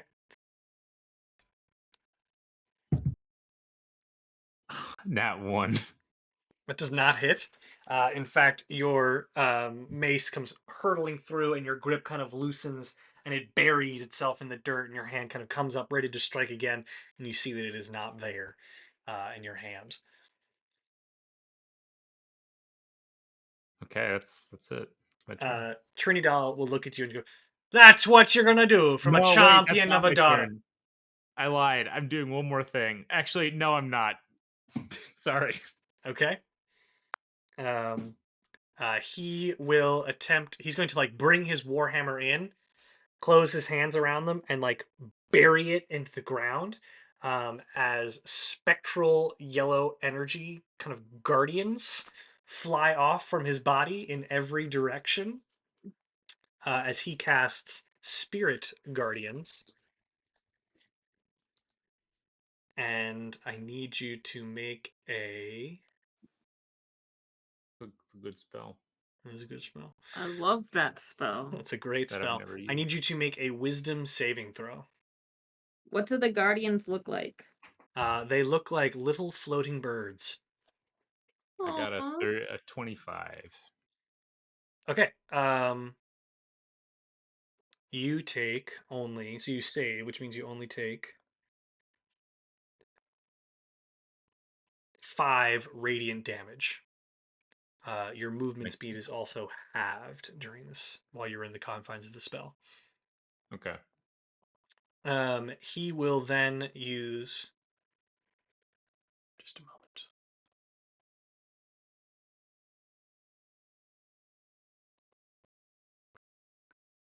He will make a weapon attack as a bonus action using his War Priest ability and strike at you with his Warhammer, hitting with an 18. That'll do. There'll be 7 bludgeoning damage. Okay. And it is your turn. I'm gonna look at Greg and I'm gonna go like, oh, okay, so we can use spells. Sick. And I cast spiritual weapon. And I make the weapon a duplicate of the weapon that the warhammer that he's using. Okay, got it. So I guess no, that goes after my turn, and then I'm gonna cast Flame Strike, which is a That's a vertical big one. column. Yeah. uh, each creature at a 10-foot radius, 40-foot high cylinder centered on a point has to make a dexterity saving throw, and if they don't, then they take a lot of damage. It's a 16 He dexterity fails. saving throw. Oh fuck! Oh fuck! Okay. Randy let him cook too seriously. That wasn't as much as I wanted it to be, but that's okay. He takes 22 damage. Oh shit! I got a lot of 2s in that roll. Still a lot. It's 11 fire damage and 11 radiant damage. Okay. And your spiritual weapon? Yes. Roll to hit. Ooh, pretty good. 23. That hits.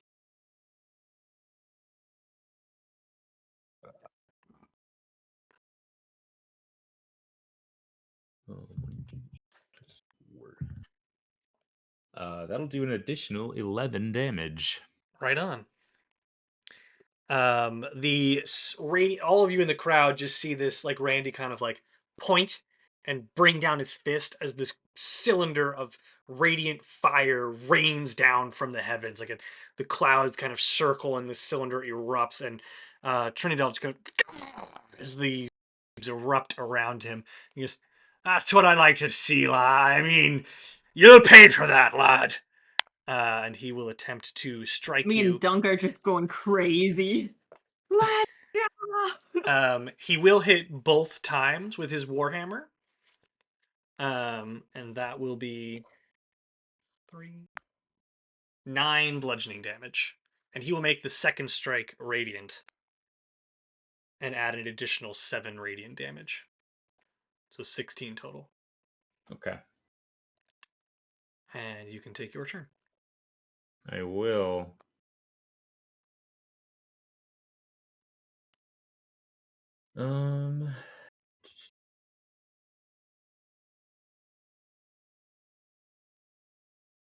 Okay.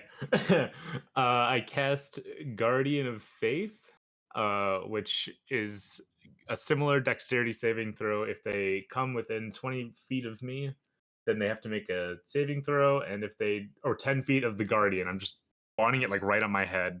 Okay. So whenever they come within 10 feet, then they have to do a dex saving throw. And if they fail, they take a lot of damage. Is this a concentration spell that would break your spiritual weapon?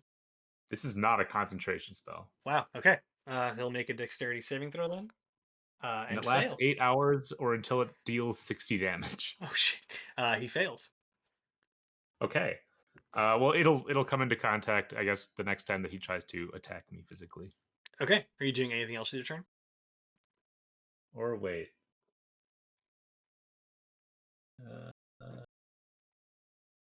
Anytime he moves within a space. Never mind. I guess it would do that immediately then. Okay. Because he's But like right there. Right? anytime he deals damage, it takes damage. It gives him damage, I believe is the spell. Okay, that works Yeah. too. That's how it works. in Yeah, golf. I cast that, and then I'll do my little Spiritual weapon. spiritual weapon guy. Okay. 12. That does not hit, I'm afraid. I do not hit with that then. Trinidad kind of lifts up his shield and shimmies to the left a bit, kind of blocking your view of the crowd. And sorry, just a minute. He's doing nefarious things. I know it. He's doing a sneaky sneak. Oh, dice. You find yourself healed for 18 hit points. As he kind of raises up his warhammer and he goes, "This is not how a true champion of a daughter fights." And he's going to try to clobber you. Only once, though. And does an 18 hit. Sure does. Okay. But he has to make a dex saving throw Okay. after he does his damage. He fails. That is 8 bludgeoning damage. And so he will also take 8 bludgeoning damage. No. He takes. Well, he does the. He has to do a dex save. He failed. Of 16. He failed. Then he takes 20 radiant damage. Oh, shit. Okay. Yeah, and half as much if he succeeds. Got it. All right. It is now your Which turn. is fucking crazy. Yeah, really. It is now your turn. Okay. I will. How is he looking right now? A little bit. Make an insight check. Okay.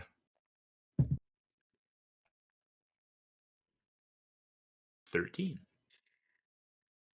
As you kind of look him up and down to get a sense of his state of being, you notice that he's kind of like shifting his shield away from his body.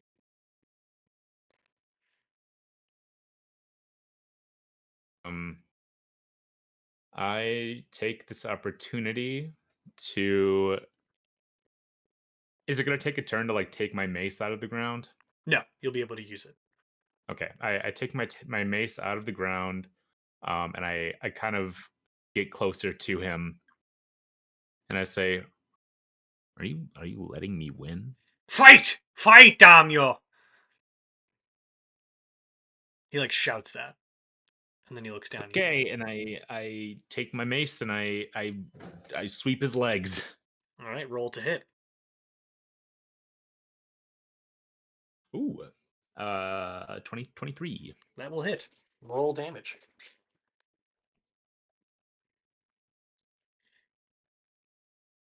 Four. All right. And your spiritual weapon? Not as good. 11 to hit That does not hit, I'm afraid. for sure. Does Does it do anything to his legs though? it doesn't. He kind of like Okay. lifts up his leg, but they are well armored. And he will attempt to swing at you wildly and miss with Whoa. both strikes. Oh shit. Damn, that's pretty bad for him. He's beefing it. Go ahead and take your turn. Okay. I will cast, as I do, guiding bolt at the 3rd level. Okay. Doing my.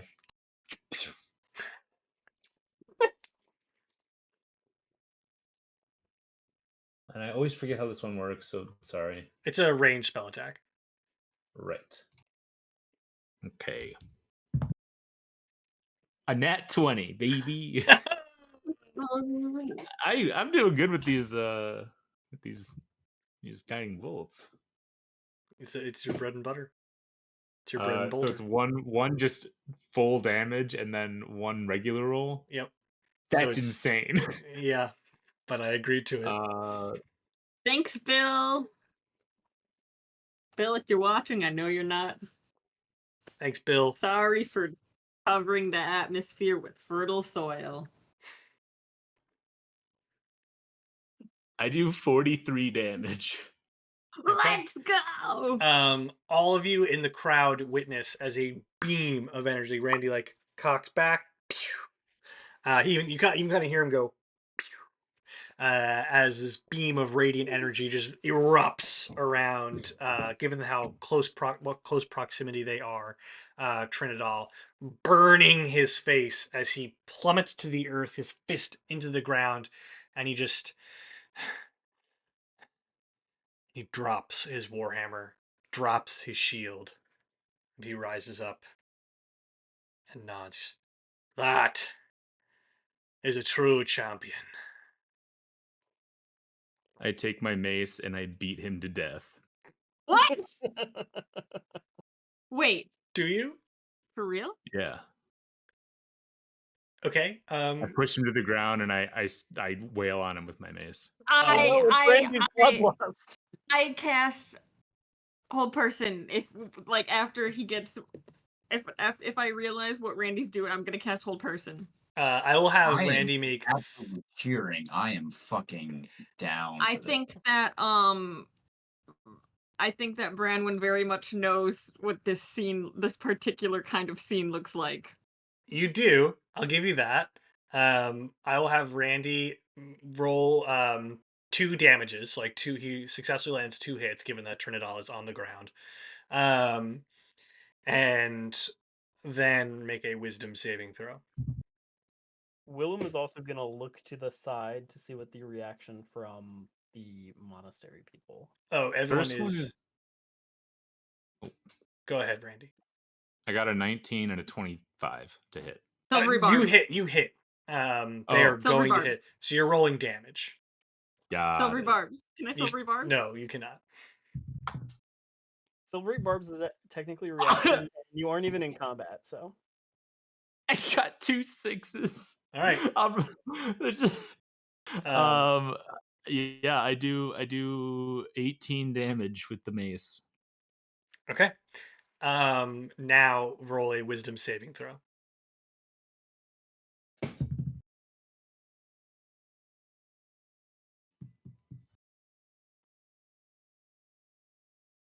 $11. What's the spell save DC, Branwen? Oh gosh. Sorry, I didn't know that was for Gotta me. be more than 11. I'll be higher than 11. It is. It's 13. I'm just jumping down. I'm running. So, Willem, you look to your right and see just horror stricken across the clerics' faces. Grigori is like, you see like a faint crackle of energy in his hand. And he kind of clenches his fist and looks nervously between the heavens and Randy. But Randy, you lift your mace once more to strike. Trinidad just bleeding on the ground, holding him. I yield! I yield! As you feel this force overtake you, and you freeze in the ground. And can I just run down? I just want to tackle him.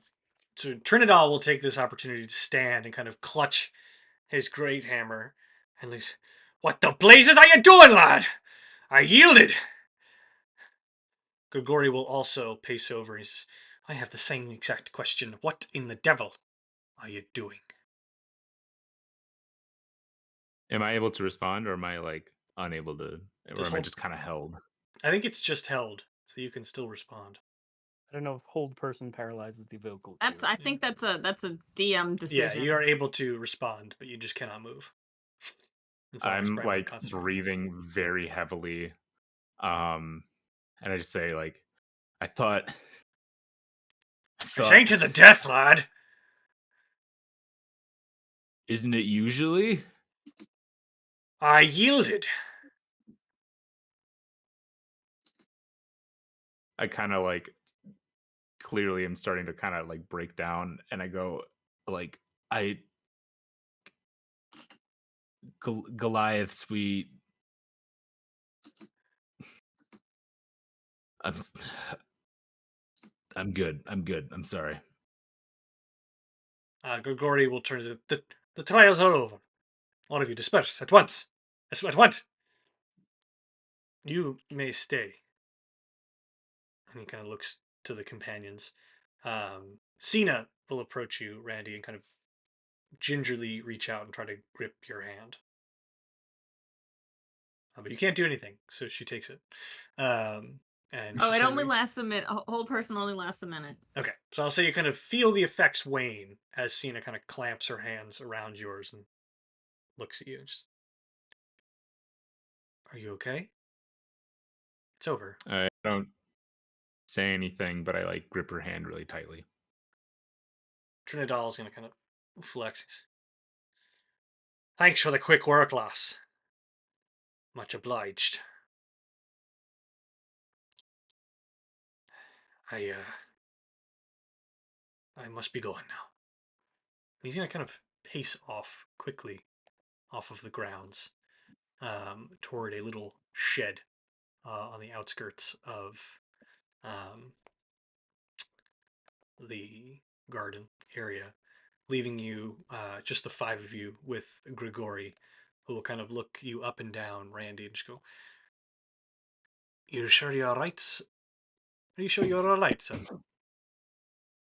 My breathing kind of slows more, and I go, yeah, I'm good. I understand that the gods might have given you a bit more so that you may conquer these trials. You have certainly proven yourself a true champion, if albeit a bit alarmingly so. It's the Goliath blood in me. Well, I would like to insight check that. Randy, you can roll deception or persuasion. You do not have to tell us which, you just only tell us the number. And Willem rolls a competing insight. Whose number do you want first? Willem's. 19. 8.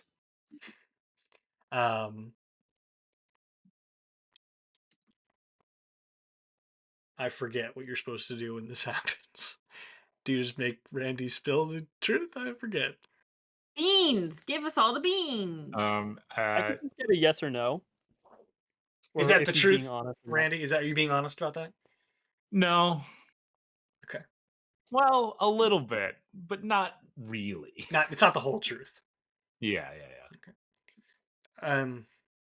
We still have much to work on, but I am grateful that I have been surprised. You have the full support of the Temple of Isolde to better yourself during your time here, though I imagine you will need to seek absolution from Vicar Trinidad after your actions here. Hmm. I will clear up any potential ill will that denizens of the temple might have felt toward you after your outburst. But we do hope to see you at the solstice feast this afternoon. You have earned a respite from your training. Yeah, looking forward to it. I'd advise you to apologize to Trinital before it gets too late. To seek forgiveness is wise. But I am but a humble high absol. You will nod. Yes. Bless you, champion. You have our support and the faith of the Eight within you. And he will part. Thank you, Greg. He kind of hitches for a moment and then paces away. Willem just sort of looks Randy up and down and scratches his chin and goes, "Well, how do you feel, champ?" I'm the chosen one. "Yep. You proved it. We knew it. Good job." Do it all along, buddy. How was your guys' weeks? Willem sorts of tilts his head and looks at you quizzically and goes, "I did a lot of meditation." Yeah, me too, man. Wait, you did meditation? Yeah, I learned to be more patient. I look at Branwen.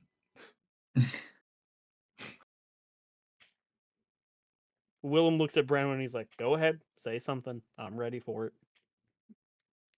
No, I'm good. I'm good. Okay. Sina kind of Me looks at too. the group and is just like, I'm very excited that we're all together again, but are you sure you're okay, Randy? Yeah, I'm good. I'm the wild card, remember? I do crazy stuff. Not typically like that. Is that a first session callback? No, I- that's not a first session callback. Oh. That's a 7th session callback. I feel like you should. I mean, that was like your. He was like your teacher for the week, right? Did he? Yeah. Was he brutal to you? No, he was rather kind, in his own way. Maybe.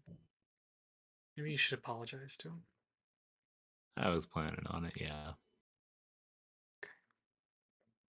I don't I don't I yeah, I'll go talk to him. I will see you guys at the feast tonight, yeah. Absolutely. Yeah, I mean, I think it's. I think it's starting right now. I think we could head over if we'll meet you over there. Yeah, I'll be there in a bit. Okay. I'm gonna go off to apologize to my mentor. Okay. Um, I will say you can go on mute while the rest of the gang heads over to the feast. The rest of you, now together once more, are walking over towards the Grand Cathedral, or rather through the Grand Cathedral. Now a bit abuzz with activity. There's quite a few clerics in there. You can very clearly see that some of them are whispering about the events that just occurred, but many of them are completely unaware, ambivalent, or just chalk it up to like, this is how a champion of the god behaves. Because most people are quite delighted to be here on the solstice.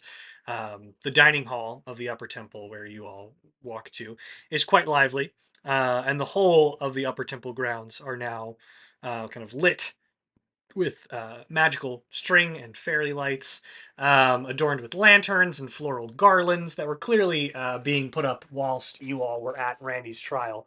A lot of the day has passed. Randy spent quite a bit of time getting through the maze and figuring out the puzzle box, while in comparison, the fight actually ended quite quickly. Um, there's a hearty feast atop the long dining room tables, especially in comparison to the light fare that each of you has experienced up until the week. So you find yourselves to be quite hungry. Even still, though, despite the festivities, the food is light in nature.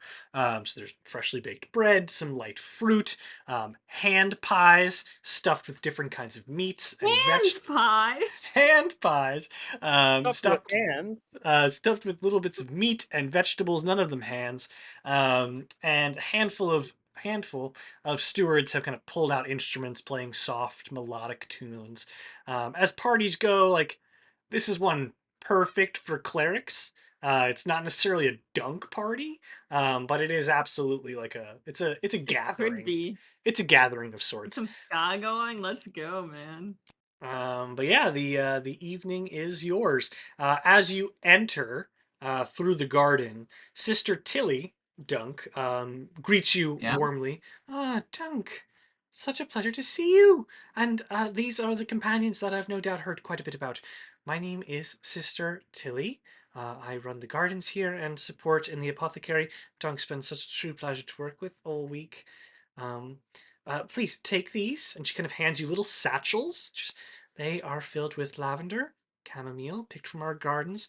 Dunk helped wrap Oh, them himself.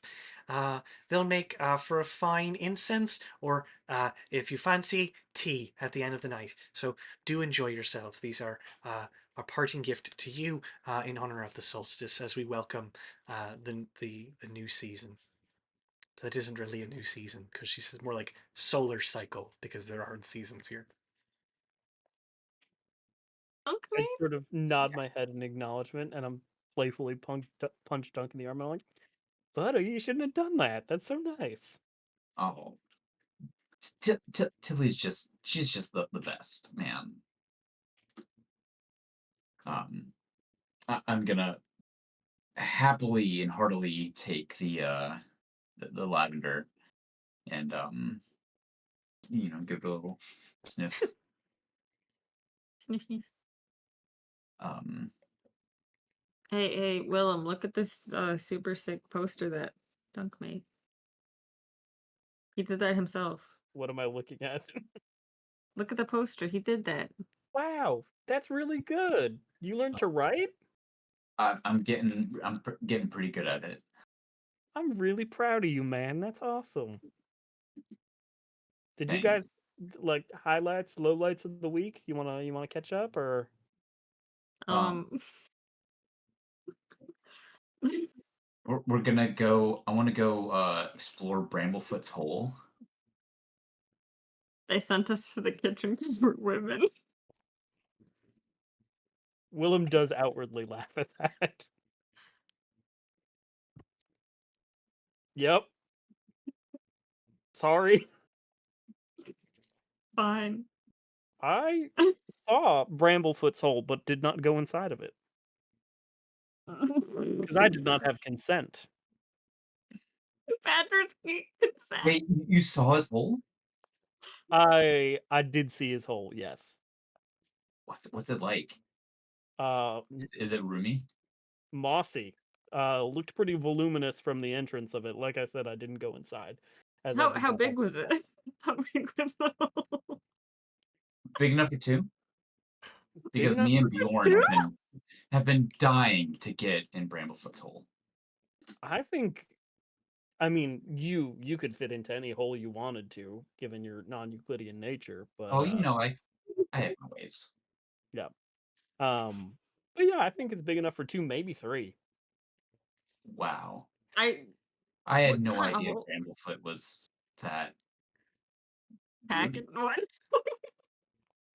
You really pack it into the hole. Cena's I listening to mean, this all play out, and she just goes, I just caught on that you guys are, this is all just one big innuendo, isn't it? I have no idea what you're talking about. I just really wanted to get in Bramblefoot's hole.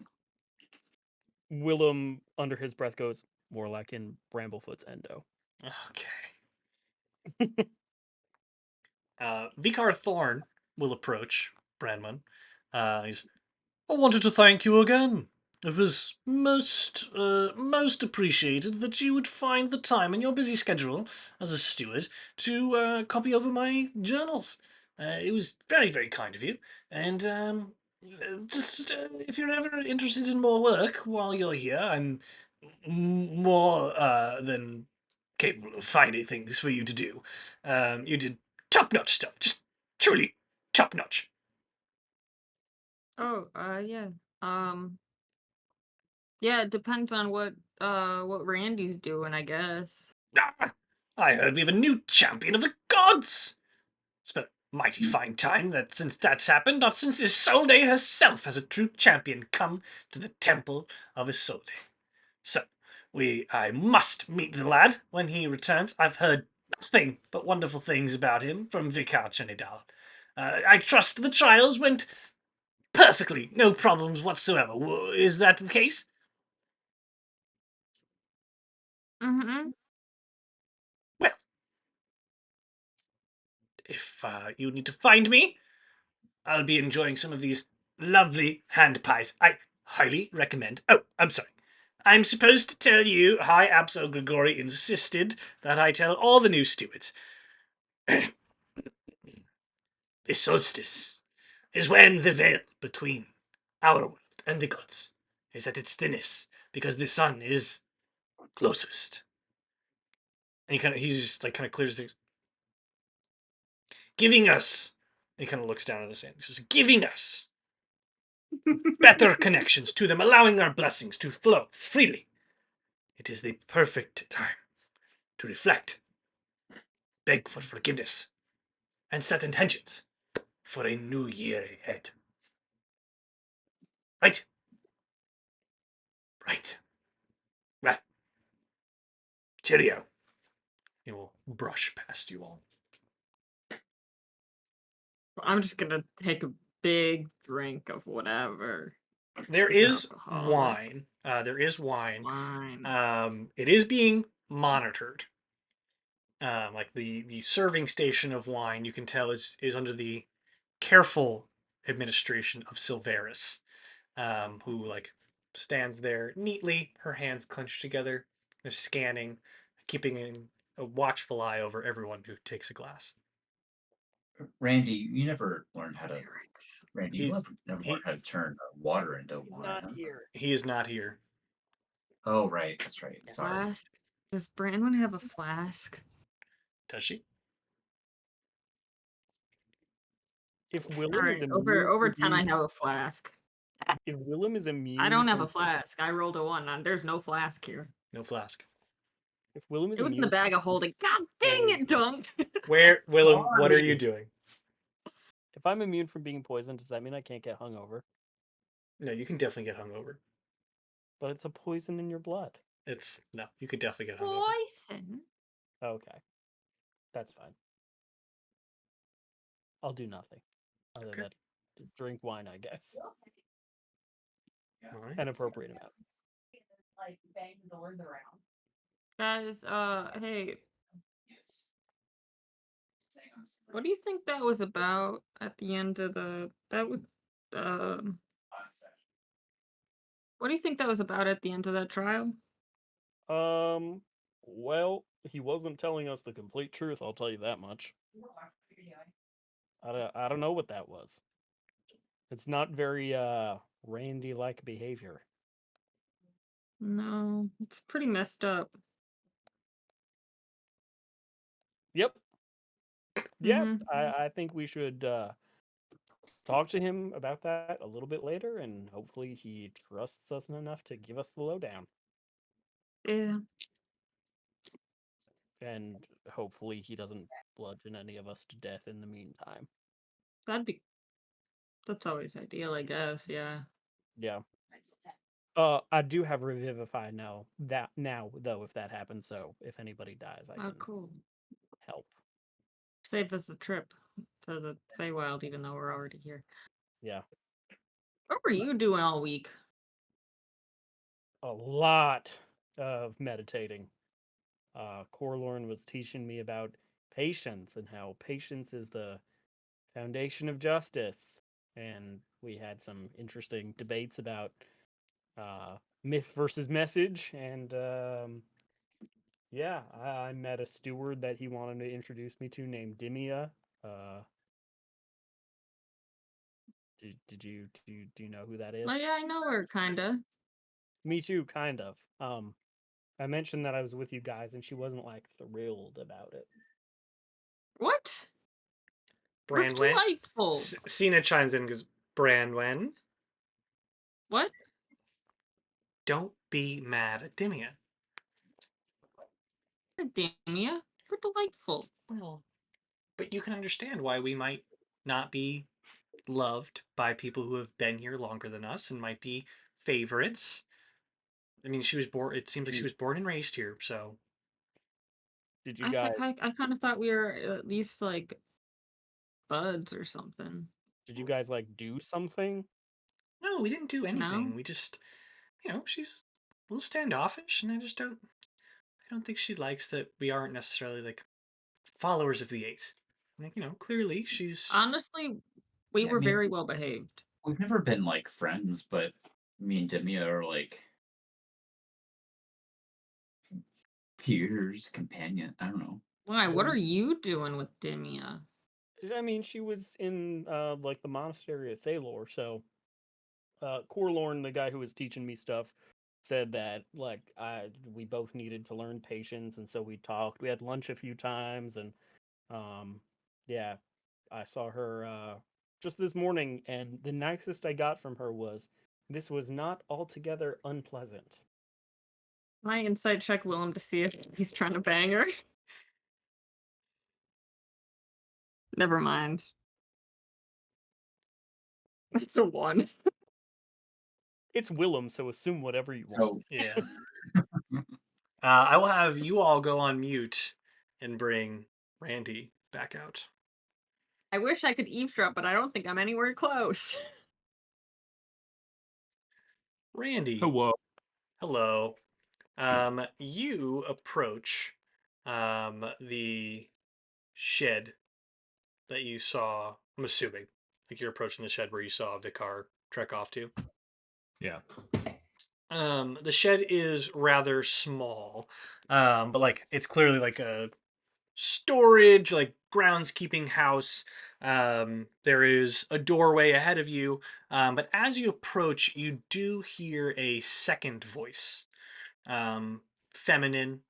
They sound angry, almost as if they are yelling at Trinidad. Can I hear what they're saying before I enter? You can roll a perception check, and you do not have to roll disadvantage because it is a hearing check. Okay. 6. You're unable to hear exactly what's being said as you kind of linger for a moment. The only thing that you're able to glean is that whomever is yelling seems irate with Trinidad.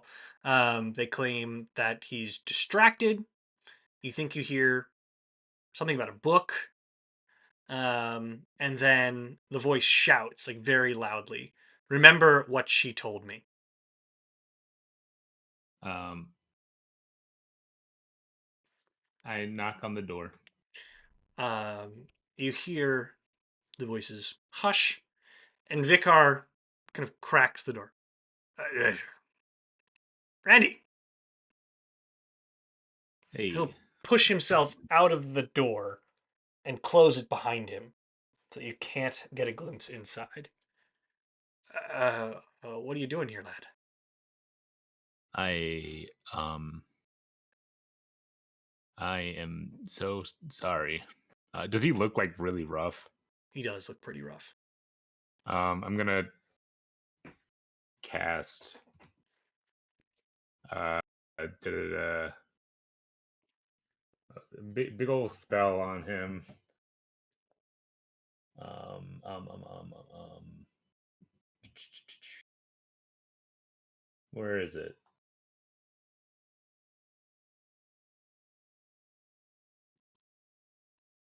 I'm just gonna do the preserve life one, which puts him back to at least half HP. Okay. He feels the spell kind of overtake him. Very kind of you, lad. You pack a mean swing, but you you should be off celebrating, son. Not much time for a champion of the gods to relax. Gotta take it where you can. Uh, was there something you needed to tell me? Yeah, I just wanted to apologize. I didn't mean to. Don't I worry about it, lad. You got a lot on your mind. Don't you worry about it, lad. Why don't you go off are and you see your friends? who are you talking to in there? Uh, there's nobody in there, lad. Come on. No, I heard a woman. Don't know what you're talking about, son. She said, "Remember what she told me." He's gonna get very close. I don't think you heard a thing, lad. Why don't you go off and celebrate with your friends? Like put his hand on your shoulder and squeeze. There's not much time to be resting, right?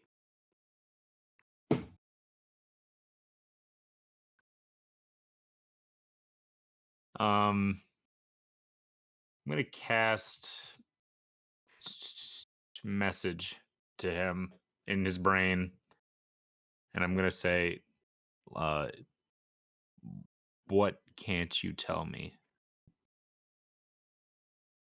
He stares at you for a very long time. Best be on your way, son. These mountains can get dangerous at night. Hold on, I do have a spell for this.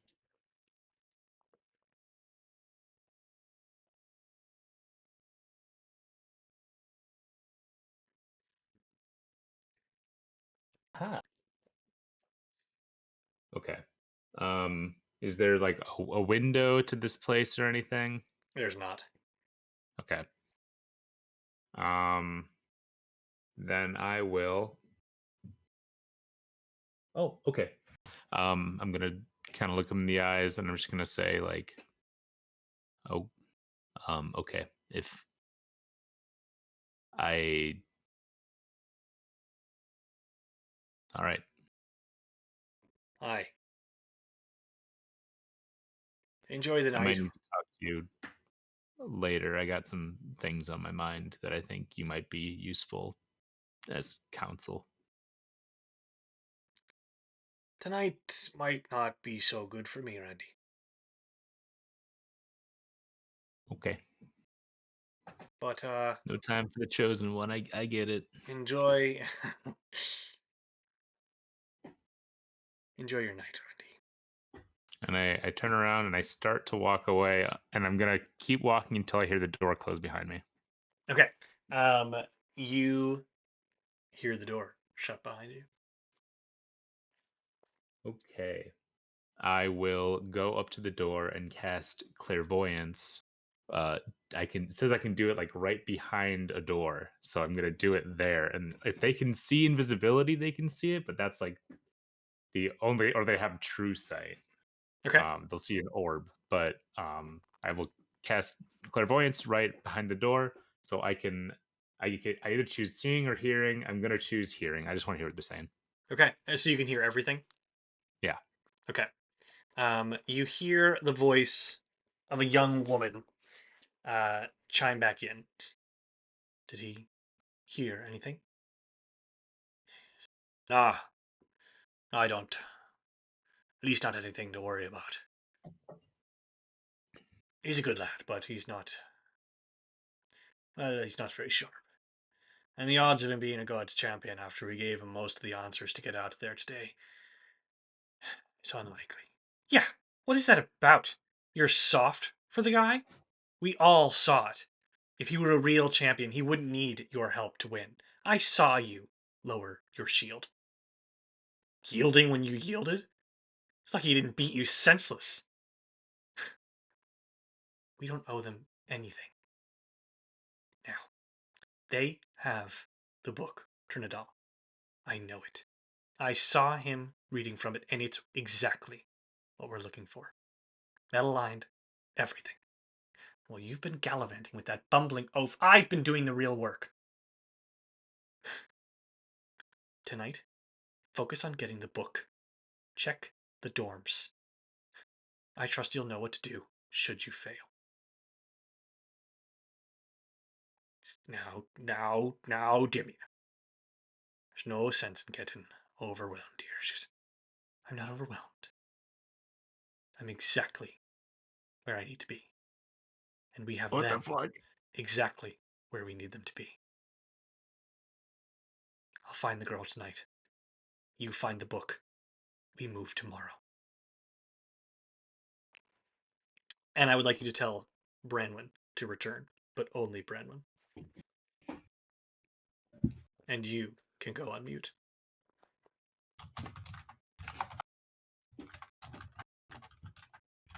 Oh, I'm on mute now? Yes.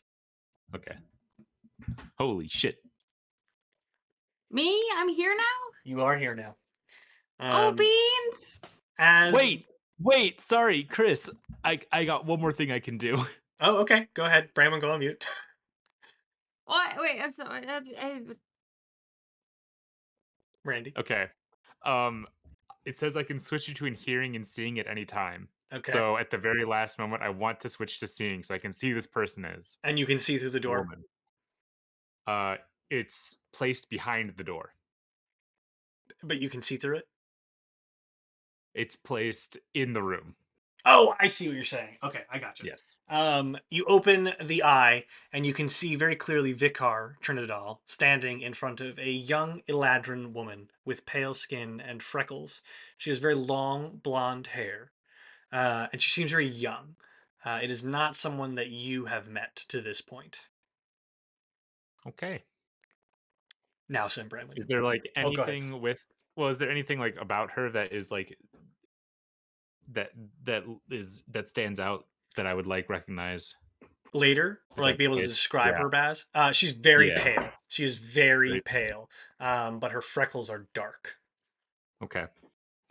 Okay, I'm good. Thank you. No problem. Send Brantley in.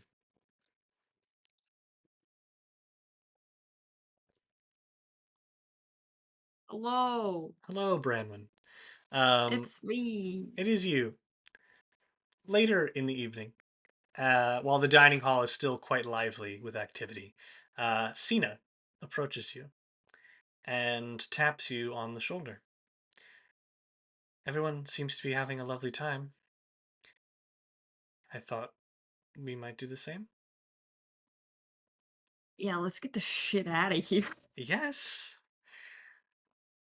She asks with like an air of confidence that you haven't seen from her before. And she is going to lead you gently out of the dining hall and into the courtyard. You pass through a fair number of stewards and clerics alike, some of which are gathered around Thistle as he plucks the string from their harp, and they give you a warm smile as you pass. You follow her around the lengthy hallway toward the far corner of the High Temple, where you know the heated bathhouse to be.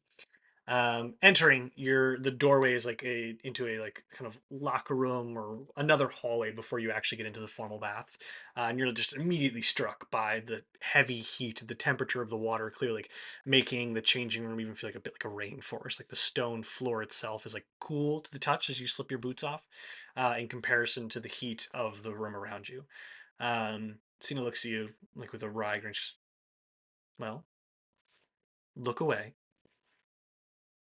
Okay. And you can hear the fabric of her clothes kind of hitting the floor behind you. And then the door to the inner chamber open. Just see you in there. And she shuts the door behind in front of you. Yeah, I'll follow suit. Okay. The baths are empty, save for the two of you. The steam rising off of the water and the light of the candle masking everything that's kind of very amber haze. And the heat of the water is like clearly creating quite a bit of steam. She sits opposite of the doorway, kind of smiling at you as you enter the room. She's submerged from the shoulders down, and she kind of looks at you. Are you getting in? Um, I don't I mind if you will. don't. Yeah, I'll get in. Yeah, yeah, yeah. Yes. All right. The feels brilliant on your skin as you enter. Just like almost too hot at first, but as you kind of step in, the aches of the week and quite frankly, year and a half that you've had since leaving this place kind of seem to just wash away as she sits opposite you, um, and just kind of look up at you and she just goes, "I, I'll be honest. I didn't think you'd actually agree to come. You were playing pretty hard to get just a week ago." I mean, it was a weird scenario a week ago. Oh, like me having amnesia and then revealing that I have a picture of you? That's understandable. Yeah.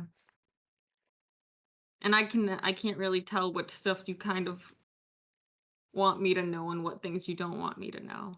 So,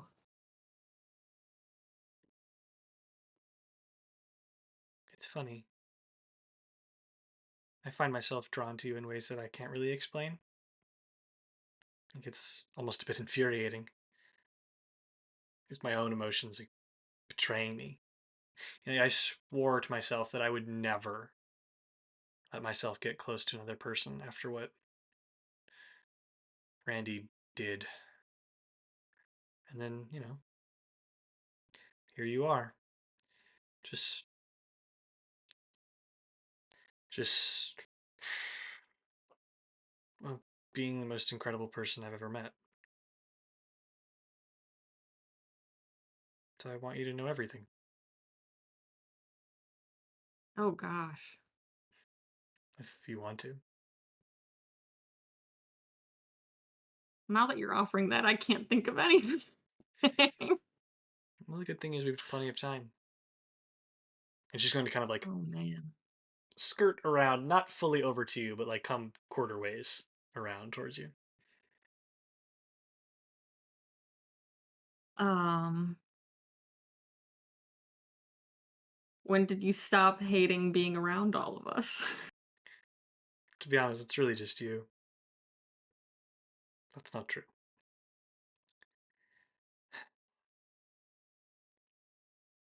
I did so much wrong. I mean, truly terrible things. And yet, all of you wanted to help me. It didn't matter how many times I betrayed you, tried to kill you. Of course, it wasn't me, but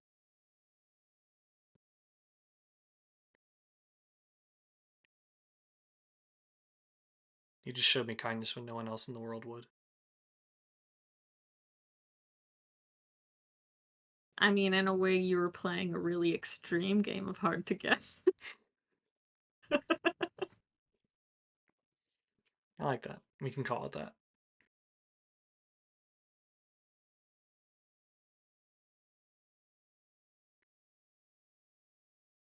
Yeah, I was kind of scared to come in here, honestly, but Why? um,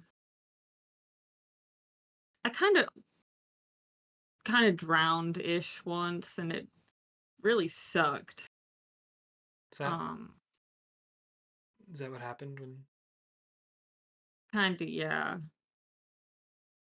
Do you want to leave? Um, no, no, no, no, no. This is actually this is more than fine. Um,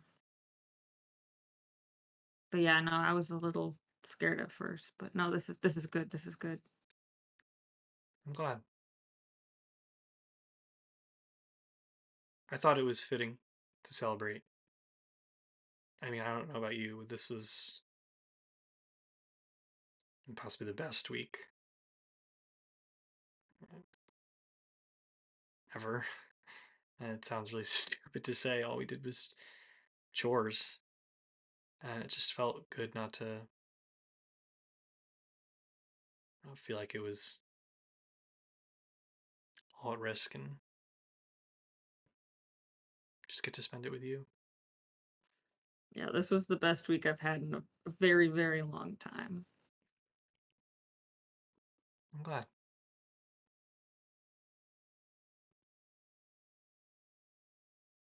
She's going to inch around to be kind of side by side with you. You can tell me if I'm overstepping. Nope.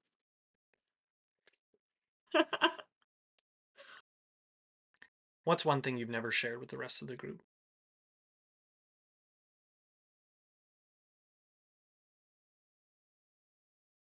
How dark do you want this to get? I just want you to be comfortable.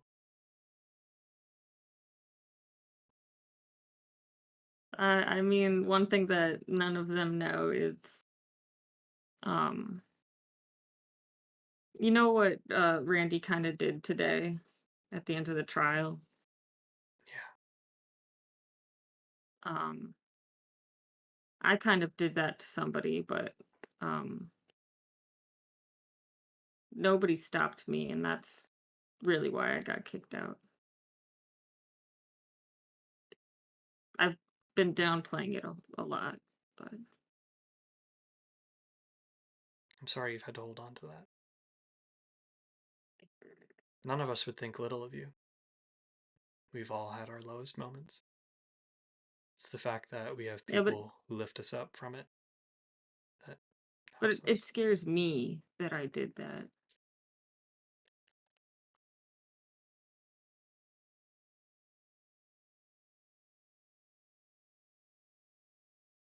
I get that.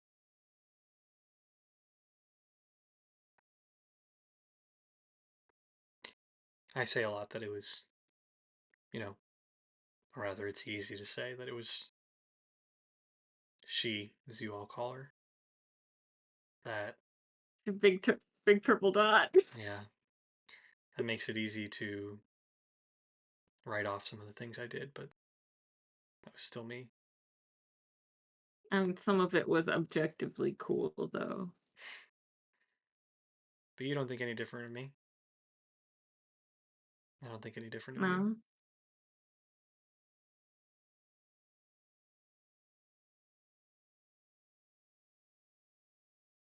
She's going to attempt to lean in for a kiss.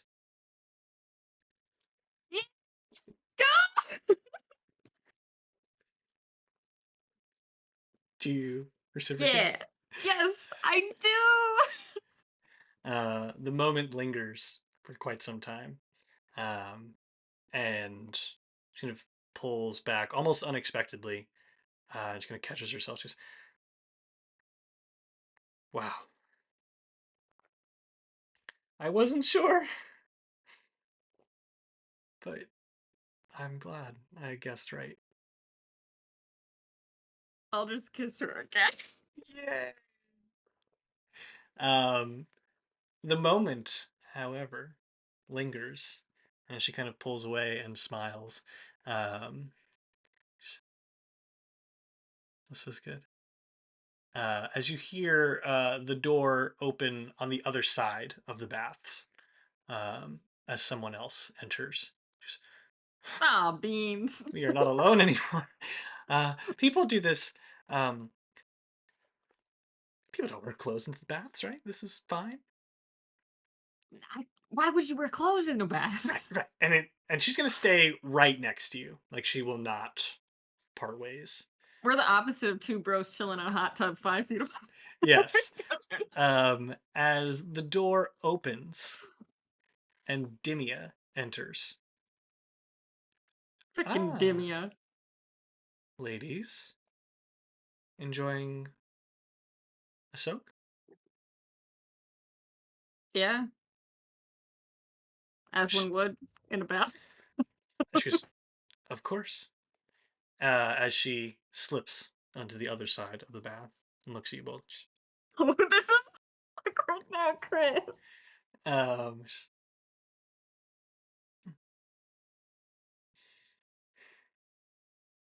did you enjoy the solstice? Um, Parts of it were pretty great.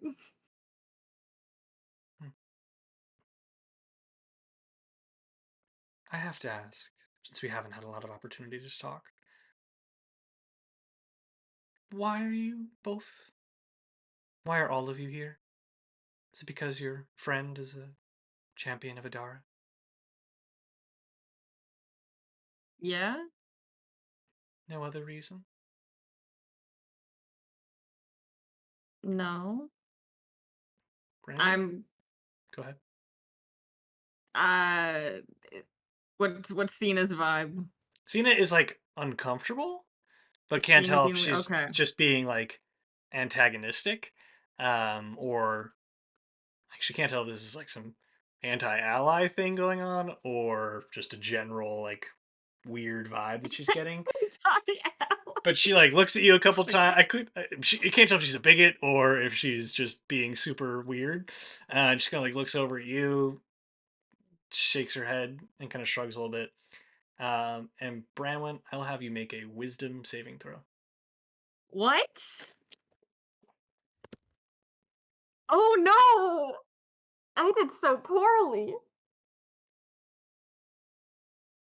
That's a 4. You feel frozen in space as Dimia lifts her hand from the water, pointing it at you. She's gonna make direct eye contact with Sina. Did you think she was that you were the only one? The only one that she would trust? You are, without a doubt, one of the few petulant individuals that she could possibly reason would bring her back here. And I want to know everything about why you're here. Or I drown her. And with that, we will go back to Dunk and Willem. What? No! Can what? you send the two of them back? No!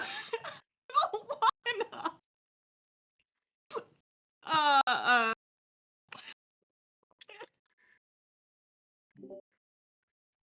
you're Um, being so mean. Randy, after Am I hearing going away? you are, Oh. Randy, after hearing what you heard, where are you going? What are you doing? To the festival? Oh, yeah, I'm going to the festival. Okay. I do Willem, got that book on me though, right? you do not. You have the etheric compendium. If that's Yeah, what yeah, that's yeah. Okay, I was real fucking worried for a sec. All right, cool. Willem and Dunk, you are enjoying a lovely evening at the Solstice Festival. They are on mute. Oh, you can bring them back. Just Willem and Dunk.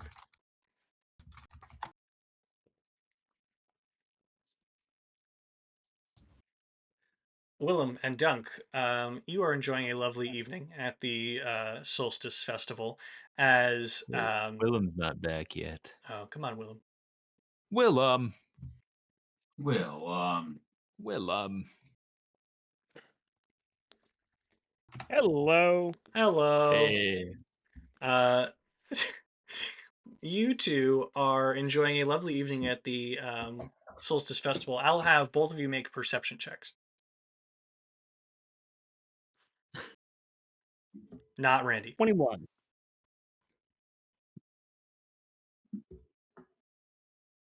that'd be a 9.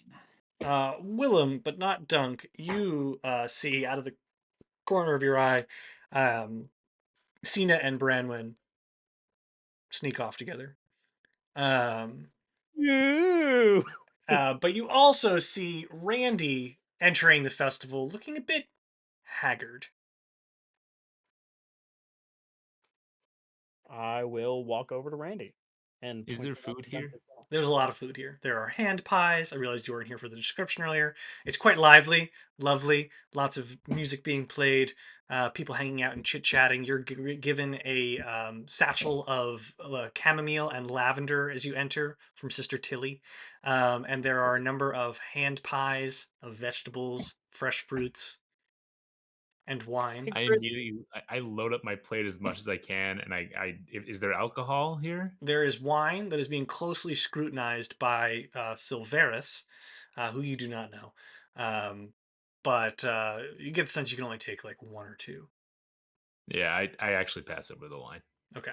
Just I just wondering take for a fuckload of food and sit down next to my buds. just wondering for no reason. Do I have my weapons and armor? Yeah. As Okay. do I. Yes. Okay. Okay. Um, I look at him and I'm like, so, how was your conversation with Trinidad? There really wasn't much of one. Um, there's some uh if I like talk quietly, is this place like really crowded? Yeah, it's very crowded. You can talk quietly and not be overheard. Okay. Yeah. Um, there's some fucking sinister shit happening here.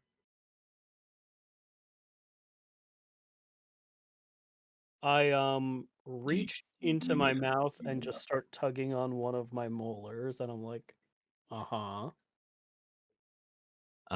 Not I don't know a lot, but there's this lady talking to Viker Trinidad about they just really want the book that I got, and they can't have that book. I'm gonna stay up all night. I'm gonna make sure they don't get it, and then we're leaving first thing. Wow. Do you think that Trinidad and the rest of the people here would give in to what they want? Trinidad seems like a good guy. He didn't seem like he wanted to go through with it, but I don't know who this lady is. She was like super pale. She was an Eladrin woman, dark freckles. I don't know if that rings any bells, but she Willem, she was the one. Dunk. It sounds like a spitting image of Dimia. Oh fuck. oh yeah, it sounds like Dimia. She's not. I don't know a whole lot about her. Except that she thinks that I read porn. Um, Okay. but she seems kind of like cool but standoffish. I don't know, Do you like a know normal person, I guess. why she wants the book? No. She just seemed to really want it. Which I mean, to be fair, so did I, but doesn't seem doesn't seem like a good thing.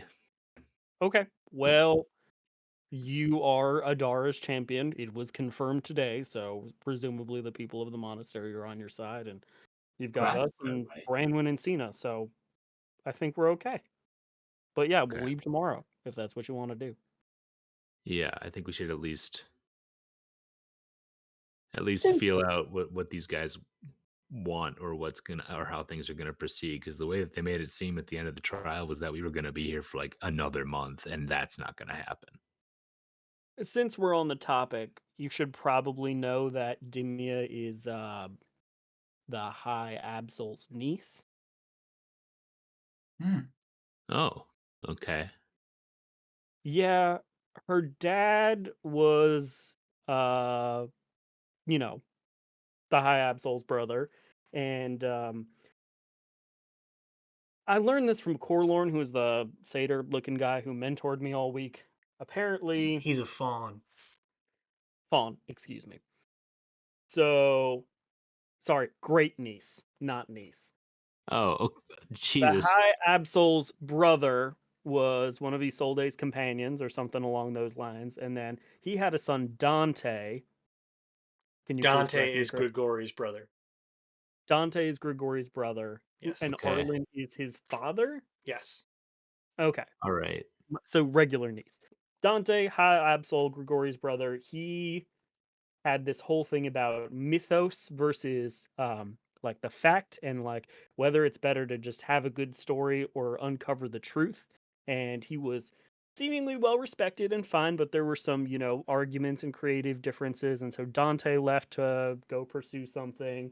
Um, Came back with Dimia, unknown who Dimia's mother is, and then presumably he came back here to protect Dimia from something. That sounds really complicated. Yeah. I even asked Corlor, and I was like, "Why are you telling me this?" And he's like, "Oh, well, there shouldn't be secrets between us after all we've discussed." So, eh, Uh, Mm. Okay. That will probably come into play at some point, yeah? Do you think that Dimia could like be on our side? Like if we shared the book, not gave it to her, but if we like let her see it, do you think that like she could help us figure out like what's going on? Or is that just like a bad idea? She Don't. she did say, "Remember what she told me." And you know how we feel about she. she is just a pronoun, man. That could be a lot of people. That's true. That's I Do you really mean, think maybe the you're she right. is capital S she, Sina she? But she called me a bumbling buffoon. I mean, She called me a bumbling oaf. And said that they they want to steal the book. I don't. This oh, okay. screams If they want to, nefarious. This doesn't scream, we want to help you. This is their own purposes for whatever reason. Do you want me to try to do a double agent thing? Elaborate. Demi and I have an okay relationship, and considering the fact, I mean, sorry to bring it up, but perhaps I can express some concern to her about your outburst earlier, and I could try to proffer my services and see what she wants. Yeah, I think that could at least reveal some information. Okay. Um, is it just Dimia, or are there more of them around here? It seemed like it was just her talking to Trinidad. Okay. Um, I rip out my molar and I slide it to Randy Can in I a can I hear subtle you way. through this molar? No. Oh, Are you well, okay with that? yeah. I just want to hear what's going on. Okay. I can talk to you though, but you can't talk back, I don't think. I can oh, send you telepathic messages. Okay. yeah. Anyway, I subtly rip out my molar and then I look at Randy and Duncan side to side and I go, and we are going to pretend we got into a big fight. So I'm going to stand up and yell something at you now. Okay? Yeah, yeah. I love getting yelled at. I stand up and I go, it's all about the end of the goddamn world with you, huh? You never think about your friends. You never think about Cena. You never think about anybody. I am done with you, Randy. Done. And I leave. Make a performance check. I rolled a hit. With advantage, because that was really That was good. really It was good. Yeah. Well, it was a nat 1 and 11, so I'm glad I rolled with advantage. That would be a 14. The suddenness of the outburst, the vitriol behind it, you have everyone convinced that you are quite mad at Randy. In fact, as you like kind of move away from the table, Sister Tilly like grabs your arm. Goodness, is everything all right? I look at her and I'm sort of narrow eyes and I go, did you see what happened earlier? Like, something's wrong. Do you know where Dimia might be? Timmy, no, I haven't seen her all day. You could check the dormitories. It's possible that they might be in there. Okay. I will go and look for her. Thank you. And I Okay. will sort of brush my pants off and rush out. Okay. And I look at Dunk and I go, damn, that felt kind of felt real, man. I'm gonna fake console Randy, but also like kind of like real console Randy. Yeah, thanks, man. All right. Willem, what would you like to do? I'm gonna check the dormitories for Dimia. Okay. You make your way through the door, like hallways, hearing the sound of the party diminish behind you. You arrive at the dormitories, and as you approach the door, you hear a bit of commotion inside. No audible noise, but you do hear no audible words. You hear commotion, like thumping and such. I fling the door open. You fling the door open and come face to face with the back of the lumbering Vicar Trinidal, as he tears apart a bed in the far corner, which you immediately reason, based on the unkemptness, to be Dunk's. And he goes, lad, I didn't see you there. My understanding was you'd be Darman at the lower monastery. What? Just looking around, making sure that there's no contraband in the steward's quarters. I narrow my eyes and do not believe this. Fucking hells!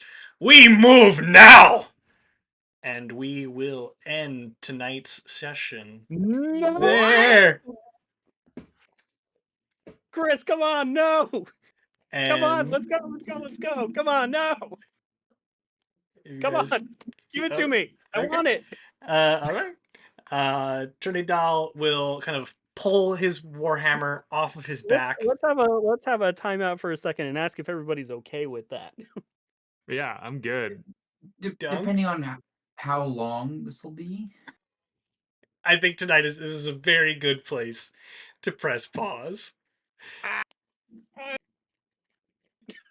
And I will bring everybody back and say thank you to those who tuned in. We hope you. No, Chris, what's happening? Chris, We stop hope it. you had a wonderful stop night it. tuning in to this episode of Nat20Hot. Chris. I know I had a thrilling time, and I can't wait to see you back here next Wednesday, February 28th at No, tomorrow, Chris. 8 p.m. I can play tomorrow. I can do it. Chris. I cannot play tomorrow. 8 Eastern, 7 Central. We might be able to wedge something in there before then. We shall see.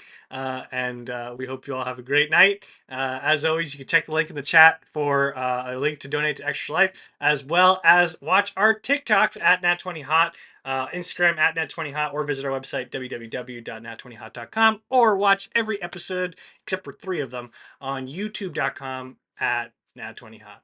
Hope you all have a great night, and see you next time.